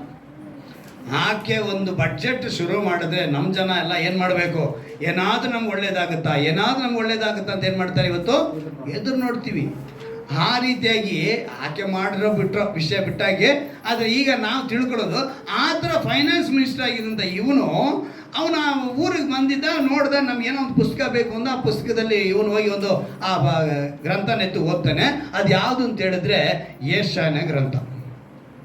ಅದರಲ್ಲಿ ಒಂದು ವಿಷಯ ಬರೆಯಲ್ಪಟ್ಟಿದೆ. ನಾವು 53ನೇ ಅಧ್ಯಾಯದಲ್ಲಿ ವಧ್ಯಸ್ಥಾನಕ್ಕೆ ಒಯ್ಯಲ್ಪಟ್ಟೆ ಕುರಿಯಂತಿದ್ದನು ಅಂತೆಲ್ಲ ಬರೆಯಲ್ಪಟ್ಟಿದೆಯಲ್ಲ, ಇದನ್ನೆಲ್ಲ ಓದಿದ ಮೇಲೆ ಇವ್ನಿಗೆ ಅರ್ಥವಾಗ್ದಿರ ಇದ್ದಾನೆ. ಆ ಸಮಯದಲ್ಲೇ ಫಿಲಿಪ್ಪನಿಗೆ ದೇವರು ಹೇಳ್ತಾರೆ, ಈ ಥರ ಒಬ್ಬ ವ್ಯಕ್ತಿ ಹೋಗ್ತಾ ಇದ್ದಾನೆ, ನೀನು ಹೋಗು ಅಂತೇಳಿ. ಆ ಅಧ್ಯಾಯದಲ್ಲಿ ನಾವು ನೋಡ್ತೀವಿ ನೋಡಿ, 30ನೇ ವಾಕ್ಯದಲ್ಲಿ ದೇವರಾತ್ಮನು ಫಿಲಿಪ್ಪನಿಗೆ ನೀನು ಆ ರಥದ ಹತ್ತಿರ ಹೋಗಿ ಅವನ ಸಂಗಡ ನಡೆ ಎಂದು ಹೇಳಿದ. ಫಿಲಿಪ್ಪನು ಓಡಿ ಹೋಗಿ ಆ ಮನುಷ್ಯನು ಯೆಶಾಯ ಪ್ರವಾದಿಯ ಗ್ರಂಥವನ್ನು ಓದಿದ್ದನ್ನು ಕೇಳಿ, ಎಲೈ ನೀನು ಓದುವುದು ನಿನಗೆ ತಿಳಿತದೋ ಎಂದು ಕೇಳ್ತಾನೆ. ಅರ್ಥ ಆಯ್ತು ಅಂತ ಕೇಳ್ತಾನೆ. 32ನೇ ವಾಕ್ಯದಲ್ಲಿ ಹೇಳ್ತಾನೆ, ಅವನು ಓದುತ್ತಿದ್ದ ಶಾಸ್ತ್ರ ವಚನವು ಯಾವುದೆಂದ್ರೆ, ವಧ್ಯಸ್ಥಾನಕ್ಕೆ ಒಯ್ಯಲ್ಪಡುವ ಕುರಿಯಂತೆ ಆತನು ಒಯ್ಯಲ್ಪಟ್ಟನು, ಕುರಿಮರಿಯು ಉಣ್ಣೆ ಕತ್ತರಿಸನು, ಮುಂದೆ ಮೌನವಾಗಿರುವಂತೆ ಆತನ ಬಾಯಿ ತೆರೆಯಲೇ ಇಲ್ಲ ಅನ್ನೋ ಪದನ ಓದಿದ. ಇದು ಇವನೇನು ಅನ್ಕೊಂಡ್ಬಿಟ್ಟಾನೆ, ಬರೆದಂಥ ಪ್ರವಾದಿ ತನ್ನ ಕುರಿತು ಹೇಳ್ತಿದ್ದಾನ, ಬೇರೆಯವ್ರ ಕುರಿತು ಹೇಳ್ತಿದ್ದಾನಂತ ನನಗೆ ಸರಿಯಾಗಿ ಅರ್ಥವಾಗ್ತಿಲ್ಲ ಅಂತ ಅವನು ಗೊಂದಲದಲ್ಲಿದ್ದಾಗ ಫಿಲಿಪ್ಪನ್ ಏನು ಮಾಡ್ತಾನೆ, 35ನೇ ವಾಕ್ಯದಲ್ಲಿ ಫಿಲಿಪ್ಪನು ಉಪದೇಶದೊಂದಿಗೆ ತೊಡಗಿ ಅದೇ ವಚನವನ್ನು ಅವನೇನು ಹೇಳ್ತಾನೆ ನೋಡಿ, ಆಧಾರ ಮಾಡಿಕೊಂಡು ಅವನಿಗೆ ಯೇಸುವಿನ ವಿಷಯವಾದ ಸುವಾರ್ತೆಯನ್ನು ತಿಳಿಸಿದನು. ಅವನು ದಾರಿಯಲ್ಲೇ ಹೋಗುತ್ತಿರುವಾಗ ನೀರಿನ ಬಳಿಗೆ ಬಂದರು. ಕಂಚಿಕೆಯು, ಅಗೋ ನೀರು, ನನಗೆ ದೀಕ್ಷಾಸ್ನಾನವಾದ ಅಡ್ಡಿ ಏನು ಅಂತ ಹೇಳಿ ರಥವನ್ನು ನಿಲ್ಲಿಸು ಎಂದನು. ಅಪ್ಪಣೆ ಕೊಟ್ಟನು. ಫಿಲಿಪ್ಪನು ಕಂಚಿಗೆ ಇಬ್ಬರು ನೀರೊಳಗೆ ಇಳಿದರು. ಫಿಲಿಪ್ಪನು ಅವನಿಗೆ ದೀಕ್ಷಾಸ್ನಾನ ಮಾಡಿಸಿದನು. ಒಂದೇ ಕ್ಷಣ ರೀ. ಇವತ್ತು ದೀಕ್ಷಾ ಸ್ನಾನಕ್ಕೆ ಬಹಳ ರೂಲ್ಸ್ಗಳಿದೆ ಸಭೆಗಳಲ್ಲಿ. ಏನಿದೆ? ಬಹಳ ರೂಲ್ಸ್ಗಳಿದೆ. ರೂಲ್ಸ್ ಬೇಕಾಗಿದೆ ಸಭೆಯಲ್ಲಿ. ಯಾವುದಕ್ಕೆ? ದೀಕ್ಷಾ ಸ್ನಾನಕ್ಕೆ. ಯಾರಿಗಂದರೆ ಯಾರಿಗೆ ನಾವು ದೀಕ್ಷಾ ಸ್ನಾನ ಕೊಡೋ ಹಾಗಿಲ್ಲ. ಈಗ ನಮ್ಮ ಹತ್ರ ಒಬ್ರಿಗೆ ಕೇಳಿದ್ರು, ನಾನು ನೀವು ಎಷ್ಟು ಸಿದ್ಧತೆ ಆಗ್ತಿರೋ ಅದಕ್ಕೆ ನಾನು ಉತ್ತರ ಕೊಡ್ತೀನಿ ಅಂತೇಳಿ ನಿಲ್ಲಿಸಿದ್ದೀನಿ. ನಾನು ಈ ನೆಕ್ಸ್ಟ್ 15ನೇ ತಾರೀಕು ಕೊಡಲ್ಲ ಬೇಡ ಅಂತ ನಾನು ತೀರ್ಮಾನ ಮಾಡಿಲ್ಲ. ದೇವ್ರನ್ನ ಉತ್ತರ ಕೊಡೋವರೆಗೂ ಅವ್ರಿಗೆ ದೀಕ್ಷಾ ಸ್ನಾನ ಕೊಡೋ ಪೆಂಡಿಂಗಲ್ಲೇ ಇಟ್ಟಿದ್ದೀನಿ. ಆದರೆ ಏನು ಮಾಡಬೇಕು? ನಾವು ಸಿದ್ಧತೆ ಉಳ್ಳವರಾಗಿರಬೇಕು. ದೀಕ್ಷಾ ಸ್ನಾನ ಅನ್ನೋದಕ್ಕೆ ಒಂದು ಕೆಲವು ಕಾನೂನಿದೆ. ಆ ಕಾನೂನು ಪ್ರಕಾರ ಇದ್ರೇ ಖಂಡಿತವಲ್ಲ. ಇಲ್ಲಿ ಅವನು ಯಾವಾಗ ಯೇಸುವಿನ ಸ್ವಂತ ರಕ್ಷಕ ಅಂತ ಹೇಳಿದ್ರು, ತಕ್ಷಣ ಏನು ಮಾಡಿದ್ದು? ದೀಕ್ಷಾ ಸ್ನಾನ. ಅಲ್ಲಿಗೆ ಅಬ್ರಹಾಮನು ಯಾವ ರೀತಿಯಾಗಿ ಸ್ನೇಹಿತನನ್ನು ಅವನು ಇಷ್ಟಪಡೋದ ಕಾರಣ ವಿಧೇಯನಾದ. ಇಲ್ಲಿ ಫಿಲಿಪ್ಪನು ಅದೇ ರೀತಿಯಾಗಿ ವಿಧೇಯನಾದ, ಸುವಾರ್ತೆಯನ್ನು ಹೇಳೋದಕ್ಕೆ ಹೋದ. ನಾನು ದೇವರ ವಾಕ್ಯವನ್ನು ಎಲ್ಲ ಸಮಯದಲ್ಲೂ ಕೇಳ್ತೀನಿ. ನಂದು ಮಾತ್ರ ಅಲ್ಲ, ಬೇರೆಯವ್ರ ವಾಕ್ಯನ ಕೂಡ ನಾನು ಕೇಳ್ತೀನಿ. ಯಾಕೆಂತ ಹೇಳಿದ್ರೆ, ಬೇರೆಯವ್ರ ವಾಕ್ಯ ಕೇಳೋದ್ರಿಂದ ನಮಗೆ, ನಾನು ಸತ್ಯವೇದದಲ್ಲಿ ಒಂದು ಕಡೆ ಬೆರೋಯ ಪಟ್ಟಣದವ್ರು ಏನು ಮಾಡ್ತಾರೆ ಗೊತ್ತಾ? ಅಪೊಸ್ತಲರ ಕೃತಿಯಲ್ಲಿ ಬರೆಯಲ್ಪಟ್ಟಿದೆ, ಹೇಳುವಂಥ ಮಾತುಗಳು ಸರಿ ಇದೆಯಾ ಇಲ್ವಾ ಅಂತೇಳಿ ಪರೀಕ್ಷೆ ಮಾಡಿ ನೋಡೋರಂತೆ. ಯಾರು? ಬೆರೋಯ ಪಟ್ಟಣದ ಸಭೆಯವರು. ಈಗ ಎರಡನೇದಾಗಿ ಅಬ್ರಹಾಮನ್ ಮಾಡಿದಂಥ ವಿಷಯ ಏನು ಅಂತ ಹೇಳಿ ನೋಡಿದ್ರೆ, ನಾವು ರೋಮಾಪುರದಲ್ಲಿ ನೋಡ್ತೀವಿ, ಅವನು ನಂಬಿಕೆ ಉಳ್ಳವನಾಗಿ ಹೇಗಿದ್ನು ಅಂತ ಹೇಳಿದ್ರೆ, ತನ್ನ ಮುಪ್ಪಿನ ಕಾಲ ಮುಗಿದೋಯ್ತು ಅಂತ ಹೇಳಿದಾಗಲೂ ಕೂಡ ದೇವರ ಮೇಲೆ ನಂಬಿಕೆ ಇಟ್ಟ. ಮೊದಲನೇದಾಗಿ ದೇವರು ಹೇಳಿದ ತಕ್ಷಣ ವಿಧೇಯನಾಗಿ ಹೊರಟ, ವಿಧೇಯತೆ ತೋರಿಸ. ಎರಡನೇದಾಗಿ ದೇವರು ಹೇಳಿದ ಮಾತಿನ ಮೇಲೆ ನಂಬಿಕೆಯಿಂದ ಅವನು ಕಾಯ್ಕೊಂಡಿದ್ದ. ಅಂದರೆ ಎರಡನೇದು ಅವನಲ್ಲಿ ಇದ್ದಿದ್ದು ನಂಬಿಕೆ. ನೀವು ಆ ರೋಮಾಪುರದ ಅಧ್ಯಾಯ ತೆಗೆದು ನೋಡಿದ್ರೆ 14ನೇ ಅಧ್ಯಾಯದಲ್ಲಿ 19ನೇ ವಾಕ್ಯದ 22ನೇ ವಾಕ್ಯದವರೆಗೂ ಚೆನ್ನಾಗಿ ಬರೆಯಲ್ಪಟ್ಟಿದೆ. ಅನೇಂದರೆ ತನಗೆ ವಯಸ್ಸಾಗೋಯ್ತು, ಇನ್ನೇನು ಆಗೋದಿಲ್ಲ ಅಂತ ಹೇಳುವಾಗ ಅವನೇನು ಮಾಡ್ದ? ನಂಬಿಕೆಯಿಂದ ಇದ್ದ. ಆ ಮುಪ್ಪಿನ ಕಾಲದಲ್ಲಿ ದೇವರ ಮಗನನ್ನು ಕೊಟ್ಟು ಅವನಿಗೆ ಕೈ ಬಿಡುವುದಿಲ್ಲ, ತೊರೆಯುವುದಿಲ್ಲ, ನಾನು ನಿನ್ನ ಕಾಪಾಡ್ತೀನಿ ಅಂತೇಳಿ ಎರಡನೇದಾಗಿ ಅವನ ಮೇಲೆ ಇಷ್ಟಪಟ್ಟರು. ಮೂರನೇದಾಗಿ ಅವನಲ್ಲಿ ಇದ್ದಂಥ ವಿಷಯ ಏನು ಅಂತ ಹೇಳಿದ್ರೆ ಬಹಳ ಮುಖ್ಯವಾದದ್ದು, ಅವನಿಗೆ ಉಪಚಾರ ಮಾಡುವಂಥ ಗುಣ ಇತ್ತು. ಯಾರಿಗೆ? ದೇವರಿಗೆ ಉಪಚಾರ ಮಾಡ್ದ ಅವನು. ದೇವರು ಅವನ ಹತ್ರ ಬಳಿ ಬಂದಾಗ, ಯೆಹೋವ ದೇವರು ಅವ್ರ ಹತ್ರ ಬಳಿ ಬಂದಾಗ, ಅಬ್ರಹಾಮನ ನೋಡಕ್ಕೆ ಬಂದಾಗ ಅವನು ಓಡಿ ಹೋಗ್ತಾನೆ. ಅಧ್ಯಾಯದಲ್ಲಿ ಒಂದು 2 ಮಾತನ್ನು ನಿಮ್ಗೆ ಹೇಳಿ ನಾವು ಇವತ್ತು ಈ ವಾಕ್ಯವನ್ನು ಮುಗಿಸೋಣ. ಆದಿಕಾಂಡ 18ನೇ ಅಧ್ಯಾಯದಲ್ಲಿ, ಆದಿಕಾಂಡ 18ನೇ ಅಧ್ಯಾಯ ತೆಗೊಳ್ಳಿ, ಅದರಲ್ಲಿ ಒಂದು ಅದ್ಭುತವಾದ ಮಾತು ಬರೆಯಲ್ಪಟ್ಟಿದೆ. ಇವತ್ತು ದೇವರ ವಿಷಯದಲ್ಲಿ ಉಪಚಾರ ಮಾಡೋದ್ರಲ್ಲಿ ನಾವು ಒಂದು ವೇಳೆ ಕೊರತೆ ಉಳ್ಳವರಾಗಿದ್ದರೆ ಇವತ್ತು ಅದನ್ನು ಸರಿಪಡಿಸ್ಕೊಳ್ಬೇಕು. 6ನೇ ವಾಕ್ಯದಲ್ಲಿ ನಾನು ನೋಡ್ತೀನಿ, ಅಲ್ಲಿ 18ನೇ ಅಧ್ಯಾಯದಲ್ಲಿ ಒಂದು ಮಾತು ಬರೆಯಲ್ಪಟ್ಟಿದೆ. ಆಗ ಅಬ್ರಹಾಮನು ಗೂಡಾರದಲ್ಲಿದ್ದ ಸಾರಳ ಬಳಿಗೆ ಓಡಿ ಹೋಗಿ, ಈ ಮಾತು ನಂಗೆ ಬಹಳ ಇಷ್ಟ ಆಗಿದ್ದು, ಅವನೇನು ಮಾಡ್ತಾನೆ?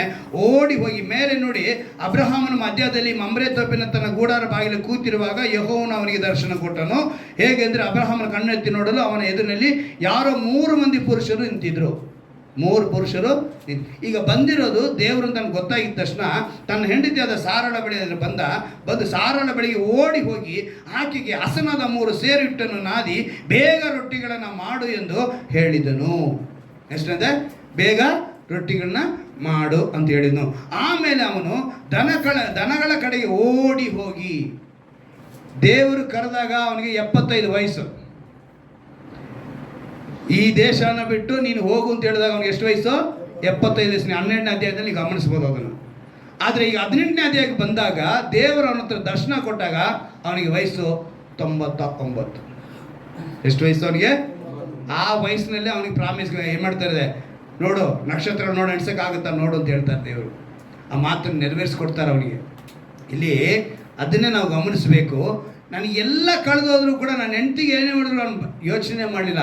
ಇನ್ನೇನು ಮಾಡ್ತಾನೆ, ತಕ್ಷಣ ಓಡಿ ಹೋಗಿ ಕೊಬ್ಬಿದ ಎಳೆ ಕರು ತೆಗೆದು ಆಳಿನ ಕೈಗೆ ಕೊಟ್ಟನು, ಆಳು ಬೇಗನೆ ಅಡಿಗೆ ಮಾಡಿದನು. ಓಡಿ ಹೋಗಿ ಅಂದರೆ ಅವನು ಉಪಚಾರ ಮಾಡೋದ್ರಲ್ಲಿ, ದೇವರಿಗಾಗಿ ಉಪಚಾರ ಮಾಡೋದ್ರಲ್ಲಿ ನೋಡಿ, ಆ ವಾಕ್ಯದಲ್ಲಿ ಬರೆಯಲ್ಪಟ್ಟಿದೆ 8ನೇ ವಾಕ್ಯ. ತರುವಾಯ ಅಬ್ರಹಾಮನು ಹಾಲು ಮೊಸರನ್ನು ಅಟ್ಟ ಮಾಂಸವನ್ನು ತೆಗೆದುಕೊಂಡು ಬಂದು ಆ ಮನುಷ್ಯರಿಗೆ ಬಡಿಸಿನ. ಅವರು ಮರದ ಕೆಳಗೆ ಊಟ ಮಾಡುವವರೆಗೂ ಅವನ ಹತ್ತಿರ ನಿಂತುಕೊಂಡು ಉಪಚಾರ ಮಾಡಿದನು. ಏನು ಮಾಡಿದಂತೆ? ಇವತ್ತು ನೀನು ದೇವರ ವಿಷಯದಲ್ಲಿ ಉಪಚಾರ ಮಾಡೋನಾಗಿದ್ಯಾ? ಅಬ್ರಹಾಮನಿಗೆ ಎಷ್ಟು ಕೆಲಸಗಾರರಿದ್ರು? ಯಾರನ್ನ ಕರೆದ್ರೆ ಮಾಡ್ರಿ ಅಂತ ಹೇಳ್ಬೋದಾಗಿತ್ತಲ್ಲ, ಆದ್ರೆ ಅವ್ನು ಮಾಡಲಿಲ್ಲ. ದೇವರ ಕೆಲಸನ ಅವನೇ ನಿಂತು ಮಾಡ್ದ. ಓಡಿ ಹೋಗಿ ಎಲ್ಲ ಏನು ಮಾಡ್ದಾನೆ. ಇವತ್ತು ದೇವರ ಕೆಲಸಕ್ಕೆ ನಾವೆಷ್ಟು ಓಡಿ ಹೋಗ್ತಾ ಇದ್ದೀವಿ? ಸಭೆಯ ಕಾರ್ಯದಲ್ಲಿ ನಾವೆಷ್ಟು ಓಡಿ ಹೋಗ್ತಾ ಇದ್ದೀವಿ? ದೇವದಾಸರುಗಳಿಗೆ ಸಹಾಯ ಮಾಡಲು ನಾವೆಷ್ಟು ಓಡಿ ಹೋಗ್ತಾ ಇದ್ದೀವಿ? ಇದನ್ನು ನೀವು ಗಮನಿಸಬೇಕು, ನೀವು ಅದನ್ನು ಸರಿಪಡಿಸ್ಕೊಳ್ಬೇಕು. ಇದು ದೇವರನ್ನ ಘನಪಡಿಸಬೇಕು ಅಂತ ಹೇಳಿದ್ರೆ ಕೊಡೋ ಮನಸ್ಸಿರಬೇಕು. ದೇವರನ್ನ ಸಂತೋಷ ಪಡಿಸೋದು. ದೇವರು ಒಂದು ಕಡೆ ಹೇಳ್ತಾರೆ, ನನ್ನ ದಾಸನಿಗೆ ಏನು ಮಾಡಿದ್ರು ನನಗೂ ಮಾಡಿದಂಗಾಯಿತು, ನನ್ನವರಿಗೆ ನೀವೇನು ಮಾಡಿದ್ರೋ ಅದು ನನಗೂ ಮಾಡಿದಂಗಾಯಿತು ಹೇಳ್ತಾರೆ. ಯೇಸು ಕ್ರಿಸ್ತನ ಮಾತನ್ನು ಹೇಳ್ತಾರೆ. ನೀವು ಉಪಚಾರ ಮಾಡೋದ್ರಲ್ಲಿ ಬಹಳ ಮುಂದೆ ಇರಬೇಕು.